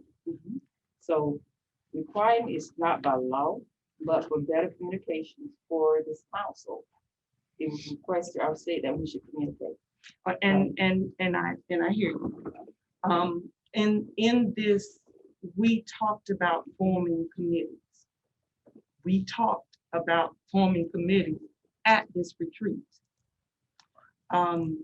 And so are you saying that committees that you do or anything, you will also talk to all of council before you form committees? Is that what you're telling me, that before anybody form committees outside of council as well as inside of council, council will be informed? I just think to go back to what you brought in play, your statement at the retreat. At the retreat, what we did was we did a group activity that actually stated the different things that we as the city council, as well as with the city staff, that we had outlined those three things. And I'll give credit to the staff. The staff is working already on our marketing. So it goes back to the simple fact that, yeah, we can do this, but the purpose of this retreat was for us to communicate openly. And so regardless of how it goes, my simple statement is that as a council, that it was, you thought about it, you thought about who's gonna serve, you think about who you're gonna put on, which is all fine. But my question went back to the fact that, did you communicate with the council, or, And I will say that I talked about when we were at the meeting, we talked. We were talking at the committee, at the, you were not at the table. You were not in the groups with us, but we talked. And so I'm just carrying out what we talked about. And like I said, I want to work. I want to come and work. The citizens are looking for us to work. They're not, they don't care about anything else. And so I am carrying out what we discussed at the meeting with all of us at the tables talking about forming committees. Am I supposed to have a private meeting with the mayor when the mayor was at the meeting? No, I didn't. Because you were at the meeting when we talked about forming committees. And so I did not think that I would need to do something else. Well, in clarification, we were all at the meeting when we all discussed the council and what we were going to do. And when we discussed it, when we openly discussed and we talked about community, we talked about the line and the mindset and market. We discussed doing that. We did not discuss how we can do it and who was going to do it. So let's make that perfectly clear to the court that I understand you saying that you did, which is fine for you to take the initiative. But this council has always been working. That is why the city is where we're at now. So let's make that perfectly clear to the public. The whole of this council was even working before they got elected. So the issue, what I'm bringing forth, that as we are working, that we have better communication and we have, and I'll stick to myself. No, you're not required to call to talk to the mayor, but out of common courtesy, it would be a courtesy. But I call you each week. I called you Friday to check and see, but I didn't get a return call. That's communication. And what's going to have this council be successful is that we communicate. And when I called and left you that voicemail, I didn't hear anything back from you. When we met, the last part of the month, that if this was, what you desired, I would have gladly have heard that from you. So what I'm asking for you as the mayor is for you to communicate with me. Because that's what's going to make us full is the communication. Communication. Just as when we did the community aesthetic committee, I called ahead of time, and what I do, I ask you. I talk to you and ask you, would you serve as chair? So for me, it's not a question about the committees. The question is about communication. And that's what I'm asking of you, that in the future, let's talk so we can do this. In the past, what we've done as a common courtesy, when we place the item on here, we literally would talk to the council and give them information. So for me, it's not a corner, it's what I'm asking for us in the future. Let's work. We are a new council, but let's work together at our communication. That's the one thing I'm asking. Okay. And then I'm going to say, you did call me and talk to me about the committee that you appointed me.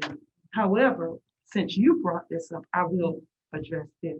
This was already a committee I was working on. Turn in the paperwork.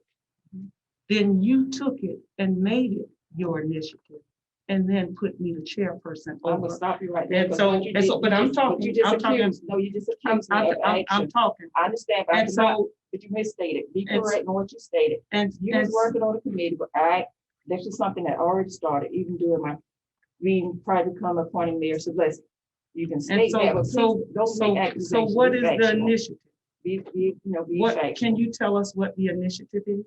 I can, but Councilwoman, I'm not going to argue with you because what I'm seeing is a direct effort that you did some things, which is fine. But my key thing still goes back to communication. And I would ask you to do the same thing. I would ask that you would actually work with council and that you would communicate with council. I would ask the same thing of you. And you're welcome. And that's why I call you this Friday, called the week before. And no, you didn't call the week before. Oh, I called. We spoke, and because I asked you for my office, did you have any questions about this thing? No, this is this week and this one, because we first had the item that was coming up. But I think that all the council members can attest that I called and I do talk, but it still goes back to the fact that you have a right to do so. But my thing is, let's work on our communication, which was a thing from thing, but also, please, I'm sitting here and I'm hearing you trying to throw accusation. I'm telling you, don't throw accusation, because actually what I was actually before this, I consulted with the city staff. And then when I heard that you're working on this is right. Well, I'll talk to her and see if you go to chair. Trying to bring two initiatives that we were doing together was my purpose of doing that. Trying to do that because when it comes to she's conferring to the community aesthetic committee. But when it comes to this activity, we've had to keep Florence beautiful that has been in place for years. And so they've always worked on that part, to the fact that even before this, there's some other things that I've worked on, but the main point is regardless of what, better communication. That's the only thing I'm asking. Madam Mayor. Communication, okay. Madam Mayor. And so go ahead, Councilman. Mayor Pro Tem. Yes, I see the next item on the agenda is appointment to boards and commissions, City County Conference Committee.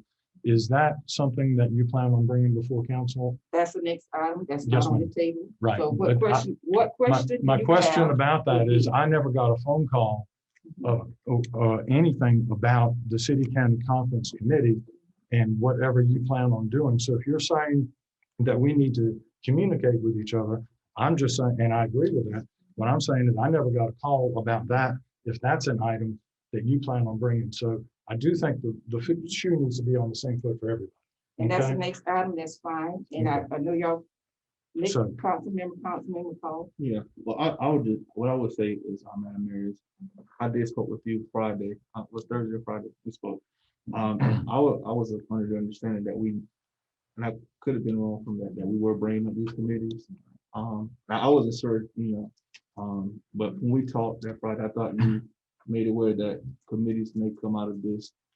When you was trying to you're giving me the overview of the agenda, which you typically do each month. I will give you credit for that, but I was under the understanding that we were addressing committees out of this. So I guess it's part of the communication thing, but I did thought that it was from the retreat, we mentioned 3 committees: marketing, business, and community development. And I thought once I read this and we discussed it, I thought it was from that the committees would come out of that. Now I did mention someone, I don't know if that was you or it could have been city staff, I mentioned that there might be a legal issue with that. So I thought that would be addressed out of it. But if it's not, to my understanding, I thought that we're just going to adopt the 3 committees out of the retreat. So I didn't thought it was an issue until I guess we got here today. And then, so I'm sorry if it comes off as that, but we did, we was in dialogue with each other, and I thought from that meeting we was just going to, bring these committees up. So Yeah, and in concurrence, when we talked Friday, no, I was not aware. I knew that we had on here, there was gonna be a report, what you see on here is report to council. So, and when I reached out, to Councilwoman Barnes, I didn't get a call back. I was gonna, talk, we're gonna see what was the report. I didn't get a return call, and I was not aware that committee was gonna be on here. To the extent that I even asked our city attorney, this is gonna be a report, are there gonna be any actions needed? And I was told no. So no, so for myself, no, I was not aware. I was not notified. No, I was not. And so on that, though, we've got a motion and we've got a second. So we've had discussion. Do you want to read those things out again so the council will be familiar so they can vote? For community redevelopment, Barnes as chairperson, business development, Councilman Javali, and marketing and public relations, Councilman McCall. So we've had a motion and a second. Are there any other discussion? Okay, on community redevelopment. Is that going to be similar to neighborhood revitalization, or is that different? Actually, it's community redevelopment, so it would deal with neighborhoods. There's a lot that will fall under the umbrella. What I'm already working on also falls under that. That's why. Because neighborhood revitalization is building houses. But that's not what's on here. It's community redevelopment. So it's not neighborhood revitalization. It's community redevelopment. But there are a lot of things that will fall under there, but it's community. That's what I'm trying to find out exactly what falls under it. Well, we will discuss that once the committee's open. Madam Mayor, help to respond to that question from Pat. Well, let Pat finish and. Well, Yeah, my understanding. Chair now recognizing Mayor Pro Tem. Thank you. My understanding is at retreat, we identified these 3 umbrellas, community redevelopment being one, business development the second, and marketing. And there were a number of different items that were discussed, and they brought them up under that umbrella as we struck them off of the board. Neighborhood redevelopment is one of those things that we talked about that when they came up was under the community redevelopment umbrella. But what I understand the process that we went through at retreat is these 3 umbrellas were formed, and that the committees are going to meet with staff and because staff, remember we talked about roles. Our role is not to implement, we're to meet with staff. My understanding is the first thing we're going to do when we meet with staff is to define exactly what the parameters are, what exactly is going to be under each one of those umbrellas. A program of work, if you will be generated by each one of those committees, brought back to council, and then council will then have a chance to review the program of work, give feedback on it, and then either say, yes, this is what we want to do, or no, but it's all in the context of the comprehensive plan that we have going on at the same time. And then after that, then staff will develop, here are the different action items that we need to take. So this is just the first step in the process of exactly what is going to be falling under it. I think we're going to get, at least for myself, I'm going to need a lot of input from staff in terms of those things that fall under any particular committee. So that's my understanding of how it's going to work. This is just the first step. The meeting with staff to develop that program of work is going to be what's next, then the implementation. Okay. And The chair recognizes Councilwoman Moore. And the only reason I'm asking that question is the staff can tell you firsthand how I feel about neighborhood revitalization. And what I ask them almost every day. And I'm not letting that go. I don't care what's going on. Because I want to see these communities revitalized. Right. And to change mindsets, as we talked about. And we have to start revitalizing communities. That changes mindsets. But that's all I'm asking. And just on my part, when it comes to community revitalization, we are doing community revitalization. Community revitalization started back even in the early, since 2014 with our first home. So just so the general public will know, community revitalization has started. Community revitalization was started and also implemented through our consultants who actually already has a plan. We have a plan for community revitalization, which we are working. We have organizations builders who are partnered with us privately to start building homes, which they are doing. We also have down payment assistance programs that were in place even prior to anyone of us being here. So to the general of the city, community revitalization, and I hear revitalization has already started. The key thing now is to continue to reach out, to have our private sector partner with us as a public so we can continue to do that. But not only that, community revitalization and stabilization will require us as a community work together and also work together to make our communities feel safe. And that should be the end result and end goal.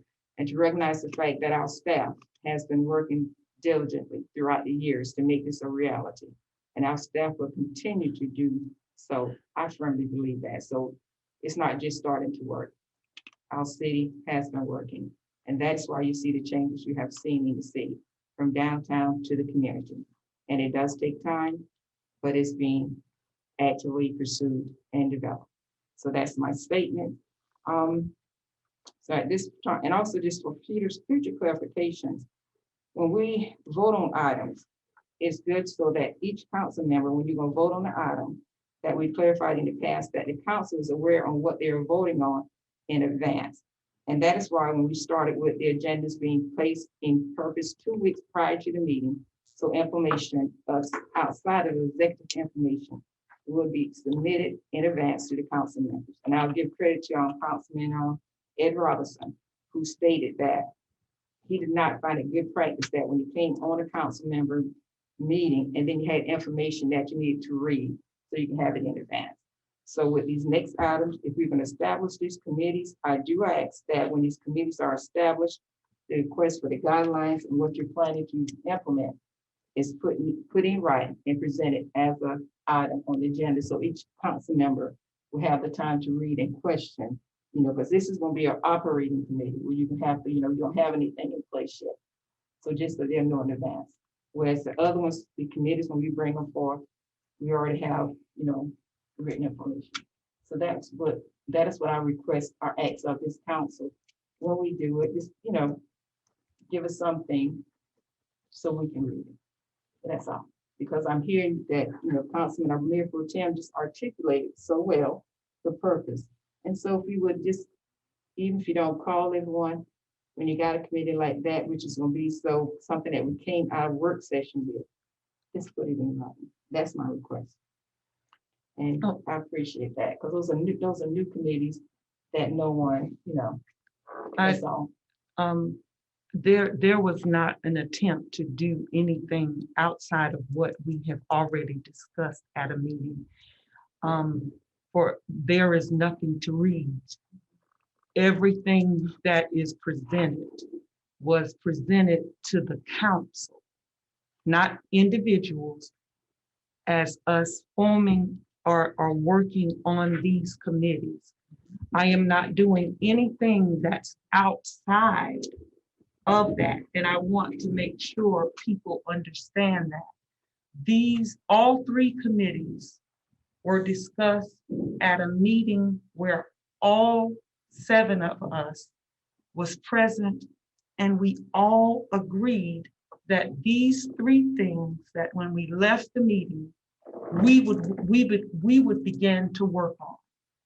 And you all know I've been calling and saying, okay, what can I do? The citizens did not elect us to go through red tape for us not to be able to work. We want to work. And so I am a little confused, because I thought that this would be a good thing. I'm not understanding why it would bring this when we all agreed that these 3 things we would work on. And if those are the 3 things that we agreed to work on, why would it bring a problem? And why would we have to know in advance when we all decided that these are the 3 things that we work on? And so I'm a little confused on that. However, I do hear and I understand that in the future, if there is something that you need to read and that would take a lot of thought, that you contact people. However, I did not think that this would be something that I would need to contact anybody, because we already agreed on it at the meeting. Interjection again. We as a city council, we along with the staff, discuss things that we need to approach. We discussed that those were the 3 topics that we would approach, the 3 areas. Beyond that, there was no further discussion. So we, as city, I recognize Councilwoman Moore. I really think where the confusion is coming in at. I don't think anyone means any harm, either of you. I think the confusion is that was a retreat, that wasn't a meeting. Like I think I told you, and I mentioned to you, and Brian, maybe, that once we went to an overnight retreat, remember we went, matter of fact, it came up on my memories on Facebook the other day with all the animal heads on the walls. It was a retreat where we all talked, but it wasn't actually a meeting of council. Because the staff was also there, and we talked about what we need to do, but as a council as a whole, it wasn't just the 7 of us talking. And I think that's where the confusion is coming in at, the difference between a retreat and a meeting. I don't think either one of you mean any harm toward the other. I think it's just a misunderstanding. I thank you, Councilwoman Moore. And that's really, you explained it much better than how I articulated. So I thank you for that. Thank you. So at this time, we've had a motion in the second, and we've had discussion. All those in favor, please say aye. Aye. All those like signs, nay. Let the record reflect that action was taken on report to council for Councilwoman Von Barnes to discuss city committees, in which action was taken to formulate 3 new committees with 3 new chairs. And now we have appointments to boards and commission. The first board and commission that we have is the appointments to the City County Conference Committee, which is an appointment that has been, and is done by the mayor. This committee is already in formulation, And just for a quick update, so you know, this is a committee that's between the city and the county that has been operating for years. Previously in the past, what we've done, the mayor has appointed, and I will do so at this time. Without objection, I will appoint as follow. I will continue to serve. I will appoint Councilwoman Pat Gibson Moore and Councilman William Schofield. With no objection, let the record reflect that the mayor has appointed the mayor, Councilwoman Moore, and Councilman William Schofield. Our next item. I'd like to say something about this. I'd like the record to show that I am the only councilwoman, council person that asked to be on this committee. This committee is a longstanding committee. It was actually created by my brother and Powers. And it stopped because communications were not good. To the point where we had to, when we were campaigning, it came up as issues that the city and county need to build relationships. And so in rebuilding this, county council then appointed my brother Al as the chairperson. And he then notified us and me, and I notified the city that they were requesting that I be on it because it would show good faith that we are trying to work together. I am very happy that Schofield is on it because his father served on county council, and that is a great move because we are trying to build relationships. And with my brother being on that, being the chairperson, and requesting that I be on this committee, I want the records to reflect, Mayor, that never in history does a mayor serve on all of the committees. The mayor is busy handling the business of the people. That's why council is elected. As we struggle to do the committees that I just suggested, it's because there is a hindrance. As a newly elected council member, I hear this all of the time. It's not the first time. We're doing that. The city is already doing that, and we just want to work. I was not elected for any one person here to say if I can serve or not. The citizens are looking for us to work together. And since I've been here, 7 meetings, I've been asking to work, to be put on some committees to work. And Mayor, I'm sorry, but I also get phone calls about why won't y'all help the mayor? She has to do everything herself. It was on Facebook. Why does the mayor have to pray herself? And they are insinuating that we are not willing to work with you. That is not the case. We are here asking to serve, but we cannot serve if there are constant hindrance of why we can't serve or if it's been done. I just want to be honest with you. It doesn't matter if it's been done. What matters right now is if we are doing something. What's been done it's been great, but moving forward, the citizens are looking for us to work now. And I don't understand why you have taken the position to elect yourself to all of the boards when there's an appointment. The county council doesn't have their chairperson on the committee. Why would you appoint yourself? We've got to work, that give us the opportunity to work. Don't try to cause any hindrance. We want to work. And I just want to, for the record, I just want that said, because I don't want to have any more phone calls of saying that we are not assisting the mayor at all costs. We are charged to work together. And that's what we are going to do. That's what I'm going to do.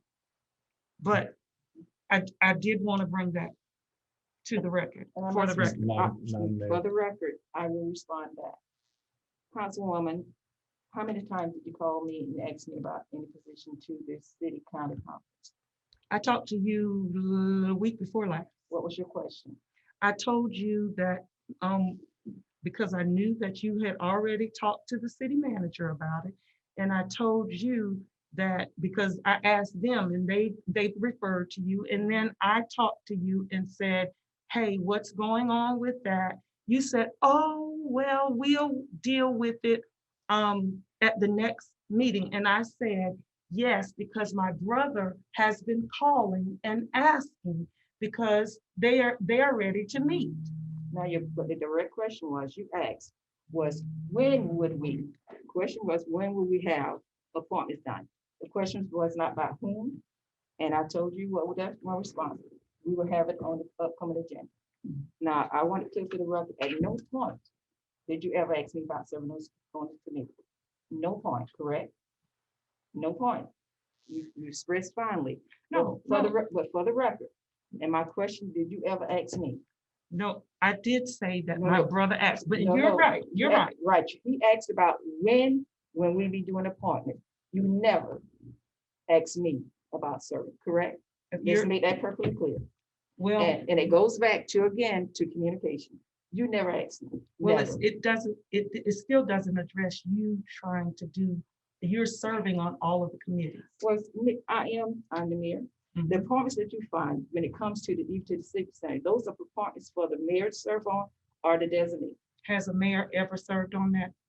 I don't know. I did not have to check the history. I'm the mayor for who's elected in 2020. Mm-hmm. I'm the mayor who's moving forward. And when I make my decision, I will make those decisions as the mayor. And if you ever have any questions, I told you when you first was elected to pick up the phone, call me, because I called you. But when you're I called you before. I called you before. To express support for the mayor pretend, you told me that you were going to support me.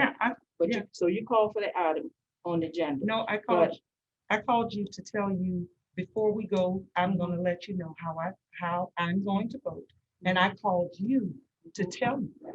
And that's still on it for the pro tem. Mm-hmm. But outside of that, I've called, I've communicated, but you've never expressed this thing. I called and asked you. The long and short is that, you're making good, beautiful statements, but then you throw in this thing about these city, county commission, so you can make things. The long and short is, when I'm doing my decision making, I process what is to be done, and I know what's required by there. And I cannot justify what other mayors done. I'm not elected to follow that pattern. I'm following the pattern of what I communicate with our citizens just as you do. And when it comes down to when you speak about prayer, I talked with you about that and you was nervous about it. And I told you what. No, ma'am. No, ma'am. You will not do that. No, ma'am. Oh, yes, no, you did. We talked about that. I'm a pastor.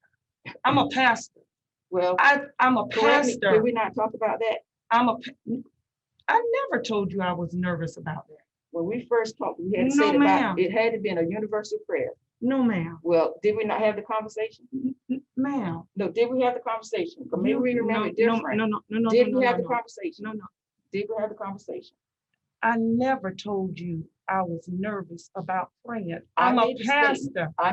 This is back in January. I don't know if you were pastor then or not. I've been a minister for years. So have I.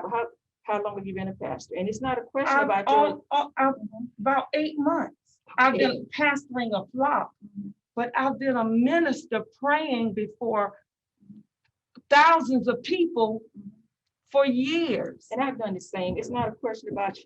And so we talked about that. Maybe that's when I made the statement. I said, I made the statement. You didn't deny it. But I told you that when we pray, we had to pray a universal prayer. And I told you, as we talked, that we can talk about this in the future. Did I told you could not pray and that you would not be praying in the future? No, I told you we would talk about it. correct? You just came on. I'm not. Well, you may not, but I think it's time that I make all this publicly clear. I have communicated with you and I've reached out because my thing is, I know that we are all new and we have got to learn to work together. But you're questioning why do I make my decisions as mayor? And I'm gonna make this statement as mayor. I'm talking to the previous mayors, which I will continue to do, but it's also important I talk to the present council, which I do. When it comes down to the joint committee, I know Al never reached out to me, but Councilman Buddy Brand reached out and we spoke about it. So I've been in communication with him about this, but he questioned it. So for me, the fact that you want to be here and question the decisions, what you need to do, and I would ask of you to do is just what I asked of you in the retreat, to call me and let's talk about it. That's what I asked of you. And when we sat down the other week on the last week of April, that was a prime time, but you never brought any of this up. Mayor, I want to make sure you make it clear to the public. You don't call me to talk to me. You call to go over the agenda and ask if I have any questions on the agenda. Don't try to lead anybody into thinking that you call me to discuss anything. Now, I've called you to discuss, like you said, because when there was something that I knew that was near and dear to you, I called you about the Mayor Pro Tem thing and told you how I was voting. And I said that when I have a strong opinion, that's how I would do. I would call you. So don't lead the people to thinking you call me to discuss anything, because you don't. When I called you and asked you about this agenda, do you have any question about the agenda? Or do you have any question? When I'm calling you, I don't have an agenda to tell you, well, when I ask you about it, when I ask you, do you have any questions, Councilwoman Barnes, if you didn't quite understand it, any question that you have when I call you, and just as I stated at that retreat, you can call me and talk about it. I don't have to call you and name a particular item, but if you've got something on your heart, when I pick up that phone and call you, you're welcome to talk about it. And in between time, just as you pick up the phone to call me about the Mayor Pro Tem, to express your support, you can call me about anything else. Why? So for you to sit here and to say that, I've always said, I've got overlooked calls and you're welcome to call me. I cannot call you and ask you about something that I don't know that you have on your heart. It's a two-way street of communication. Two ways. Yes. It is, but there's nothing for, what are we, I'm not understanding. What am I supposed to call to discuss it? Anything that you want to call to discuss. What? Anything you want to call to discuss. In this situation, it was discussed. I contacted staff that I would like to be on this. They let you know what is there to discuss. You contacted staff. Did you contact me? I contacted staff to say I am interested in this. Then I saw you a week and a half ago, met in your office, and I brought up what you already knew, that I was interested. I've asked, when are you going to make the appointment? What else are you saying I am supposed to do? I'm supposed to call you and I'm not understanding. Well, let me make it clear. I'm gonna make it clear and plain. When you came to my office, we came together to talk about the community estate committee and also possibly how the commissions work. That's what I told what our subject was, correct? Now from that, you stated your brother wanted to know when will we be bringing up the city council. You stated your brother wanted that. I told you that would be on the next month agenda. That was the extent of that conversation. Now, I let off. And also, no, you did not state it. I said when is. No. And at the end, I said yes, because my brother wants to know. That's what I said. You say because your brother wanted to know. At the end, but I first asked. No, honest to God, but you this did not. You stated. I know we can't do this. We can't do this. We can't do this. Yeah, we can't do this. The media is listening to us. It's okay, but this is, we've got to clarify. From that, she stated for sure, she talked to the staff. And that's fine to talk to the staff, but you for the future, you didn't talk to me. And so when you, just as you called to talk for Councilman DeBailey, when you spoke, you could have told me directly. And just to make it clear in discussions, that even what I've had, when I talk to staff and you talk to staff, that's confidential. And the main thing about it, that your brother's serving. And for me to have a brother and a sister, when you already say he calls you about things anyway, to appoint Councilman Schofield, who's newly elected. And yes, he brings another version from the political side, which is good. And then to appoint Councilwoman Moore. She's served, she's got the history, and she was actively coming to meetings before we were not meeting again. So really, that is why. And if you would have asked me there, I would explain. I did tell her I wanted to be on that. Yeah. And Councilman Schofield. So for me, that is why. So I'm telling you, and I'll tell this before the public. When you want to discuss anything, you're welcome to call me, because I don't know what you want to discuss until you call me. It's fine to discuss with staff, and that's what you're doing, talking to staff, getting staff opinion. But you need to call me. You need to call me and talk to me. And I just want to be that clear. That's a part of what we was going through in that workshop, communication. Yes. So yeah, so we need to talk to each other. And I want to ask that you do the same thing. And you are the mayor, you are the leader, and we've not gotten that from you. We've not gotten where we're going, what we're doing. And so I'm a little confused in if the leader leads and you are to reach out. We are willing. All I'm saying is I want to serve. Let's leave it there.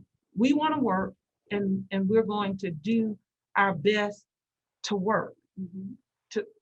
That's it. And I thank you for that. And as a leader, when I'm calling you and talking to you, understand that's to get your input. But also in the same token, just as I'm calling, my leadership showing I'm willing to communicate. I expect and ask y'all to do the same thing. And then when I make decisions, just like you're saying, lead and follow, when I make my decision, then you can come back and publicly try to question my decision, rather than picking up the phone and calling me and talk to me. So that is what I'm asking for you. I'm gonna do the things that I'm doing. But if you have any input or question or even advice, as a council member, please just pick up the phone and talk to me directly. And regardless to what, I have the floor, regardless to what you communicate with staff, don't expect that to come back to me. As a council member, simply, pick up the phone, let's sit down and talk. And that's a part of open communication. We may agree and we may disagree, but at least we'll know how each other seeing things. Okay. And at this time, I'll just recognize Councilman DeBailey. Madam Mayor, my concern with this is you talked about how important it is for others to call you, but here's an agenda item about appointments, and you never called me. Until right now, I had no idea who you wanted to appoint. I had no idea that this was something that you were going to move forward with today.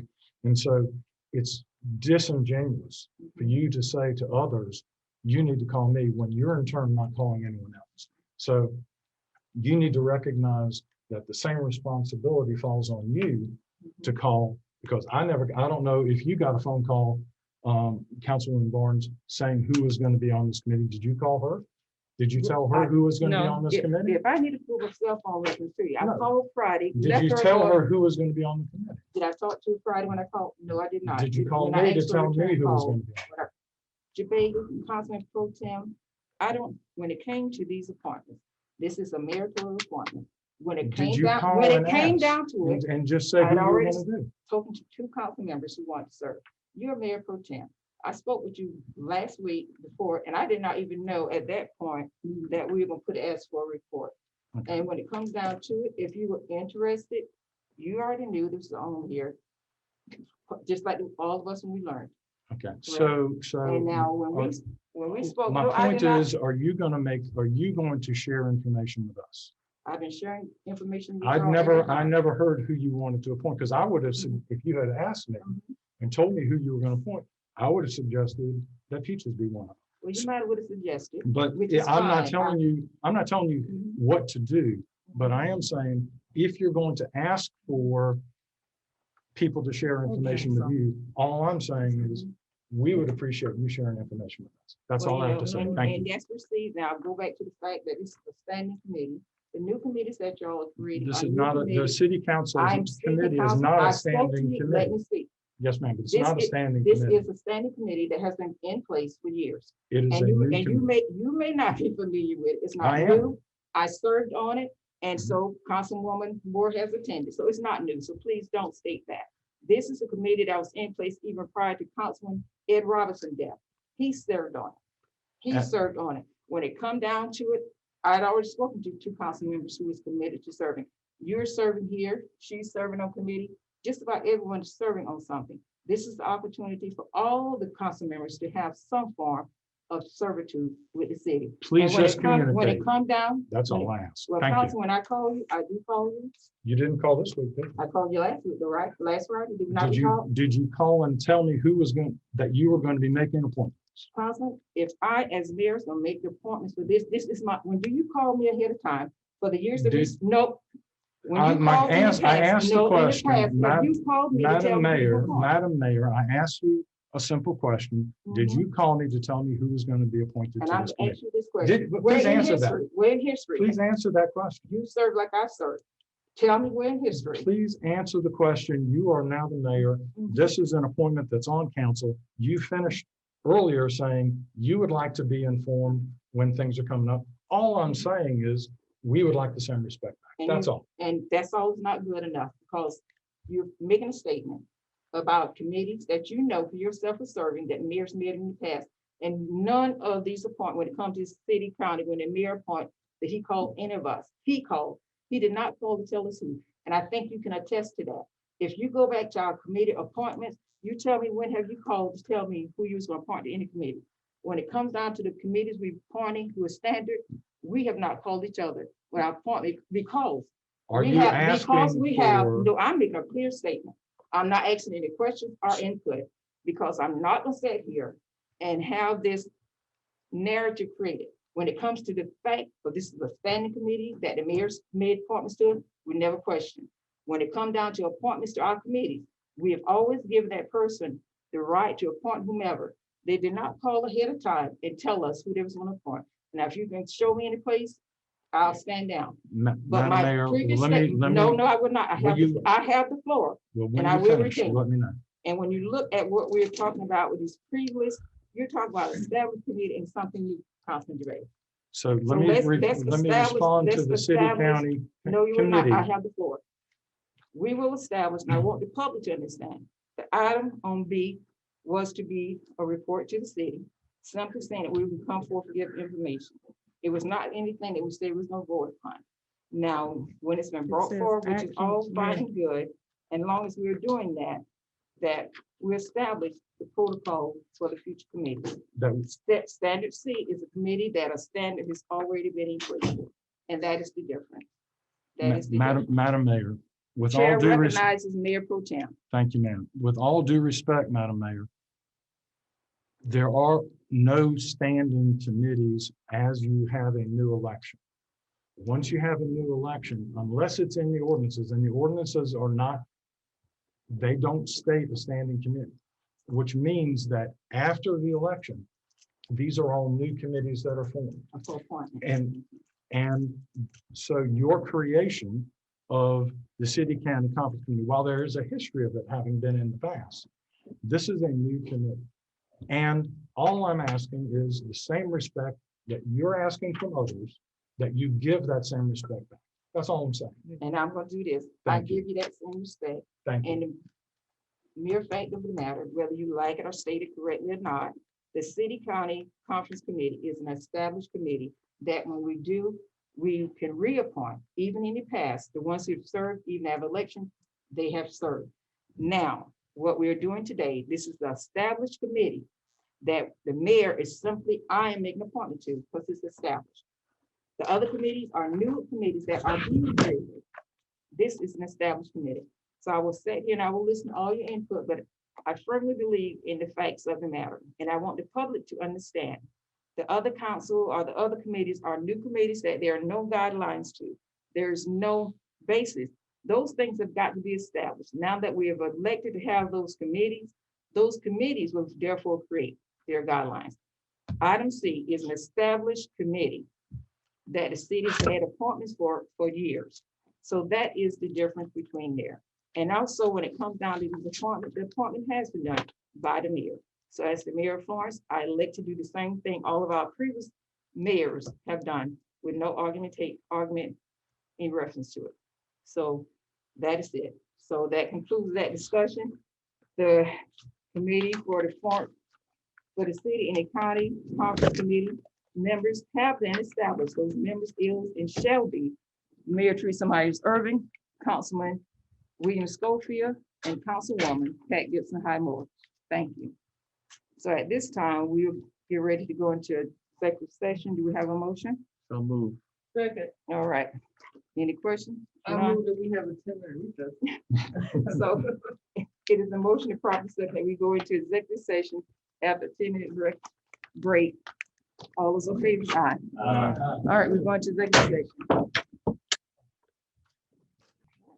We're back from executive session, and the items we have on this first item is this, we discussed the matter related to a proposal for economic development for projects 30-4-70A5. Do we have a motion? We have a motion to adopt. Motion. Do we have a second? Second. Okay, it has been properly motioned and accepted. Seconded that we move forward with the discussion on the matters of related to proposed economic development project. Do you have any discussion? If not, are you all those in favor of adopting the matters as discussed in reference to the economic development project? All those in favor say aye. Aye. And opposed, nay. Next, we have on our item was the receipt of legal advice related to the city council protocol for conducting meetings during the course of the COVID-19 pandemic, item 30-4-70A2. Do we have a position or motion in reference to this? Yes, Madam Mayor, I'd like to make a motion. I'd like to make a motion that anyone who wants to appear before city council, contact our city manager, and then the city manager will make arrangements for them to safely appear on a case-by-case basis. Do we have a second? Second. It has been properly motioned second that as stated, any individual who wish to appear before the Florence City Council in person, please contact our Florence City Manager, who will make sure that we have the ability for them to attend safely. So all those in favor? Aye. Any opposed, like sign nay. Okay.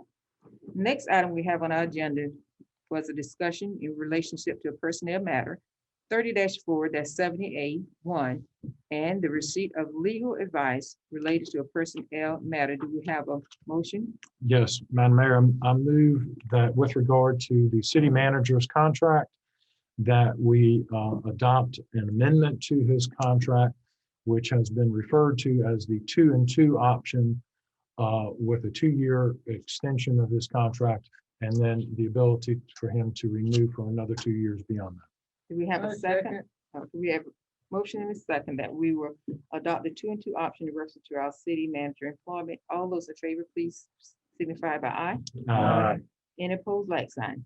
Let the record reflect that it has been adopted to address the matters as stated in reference to our city manager contract. If that concludes our discussions, our decisions, do we have a motion to adjourn? So moved. Do we have a second? Proper motion and second, we stand adjourned. And all those in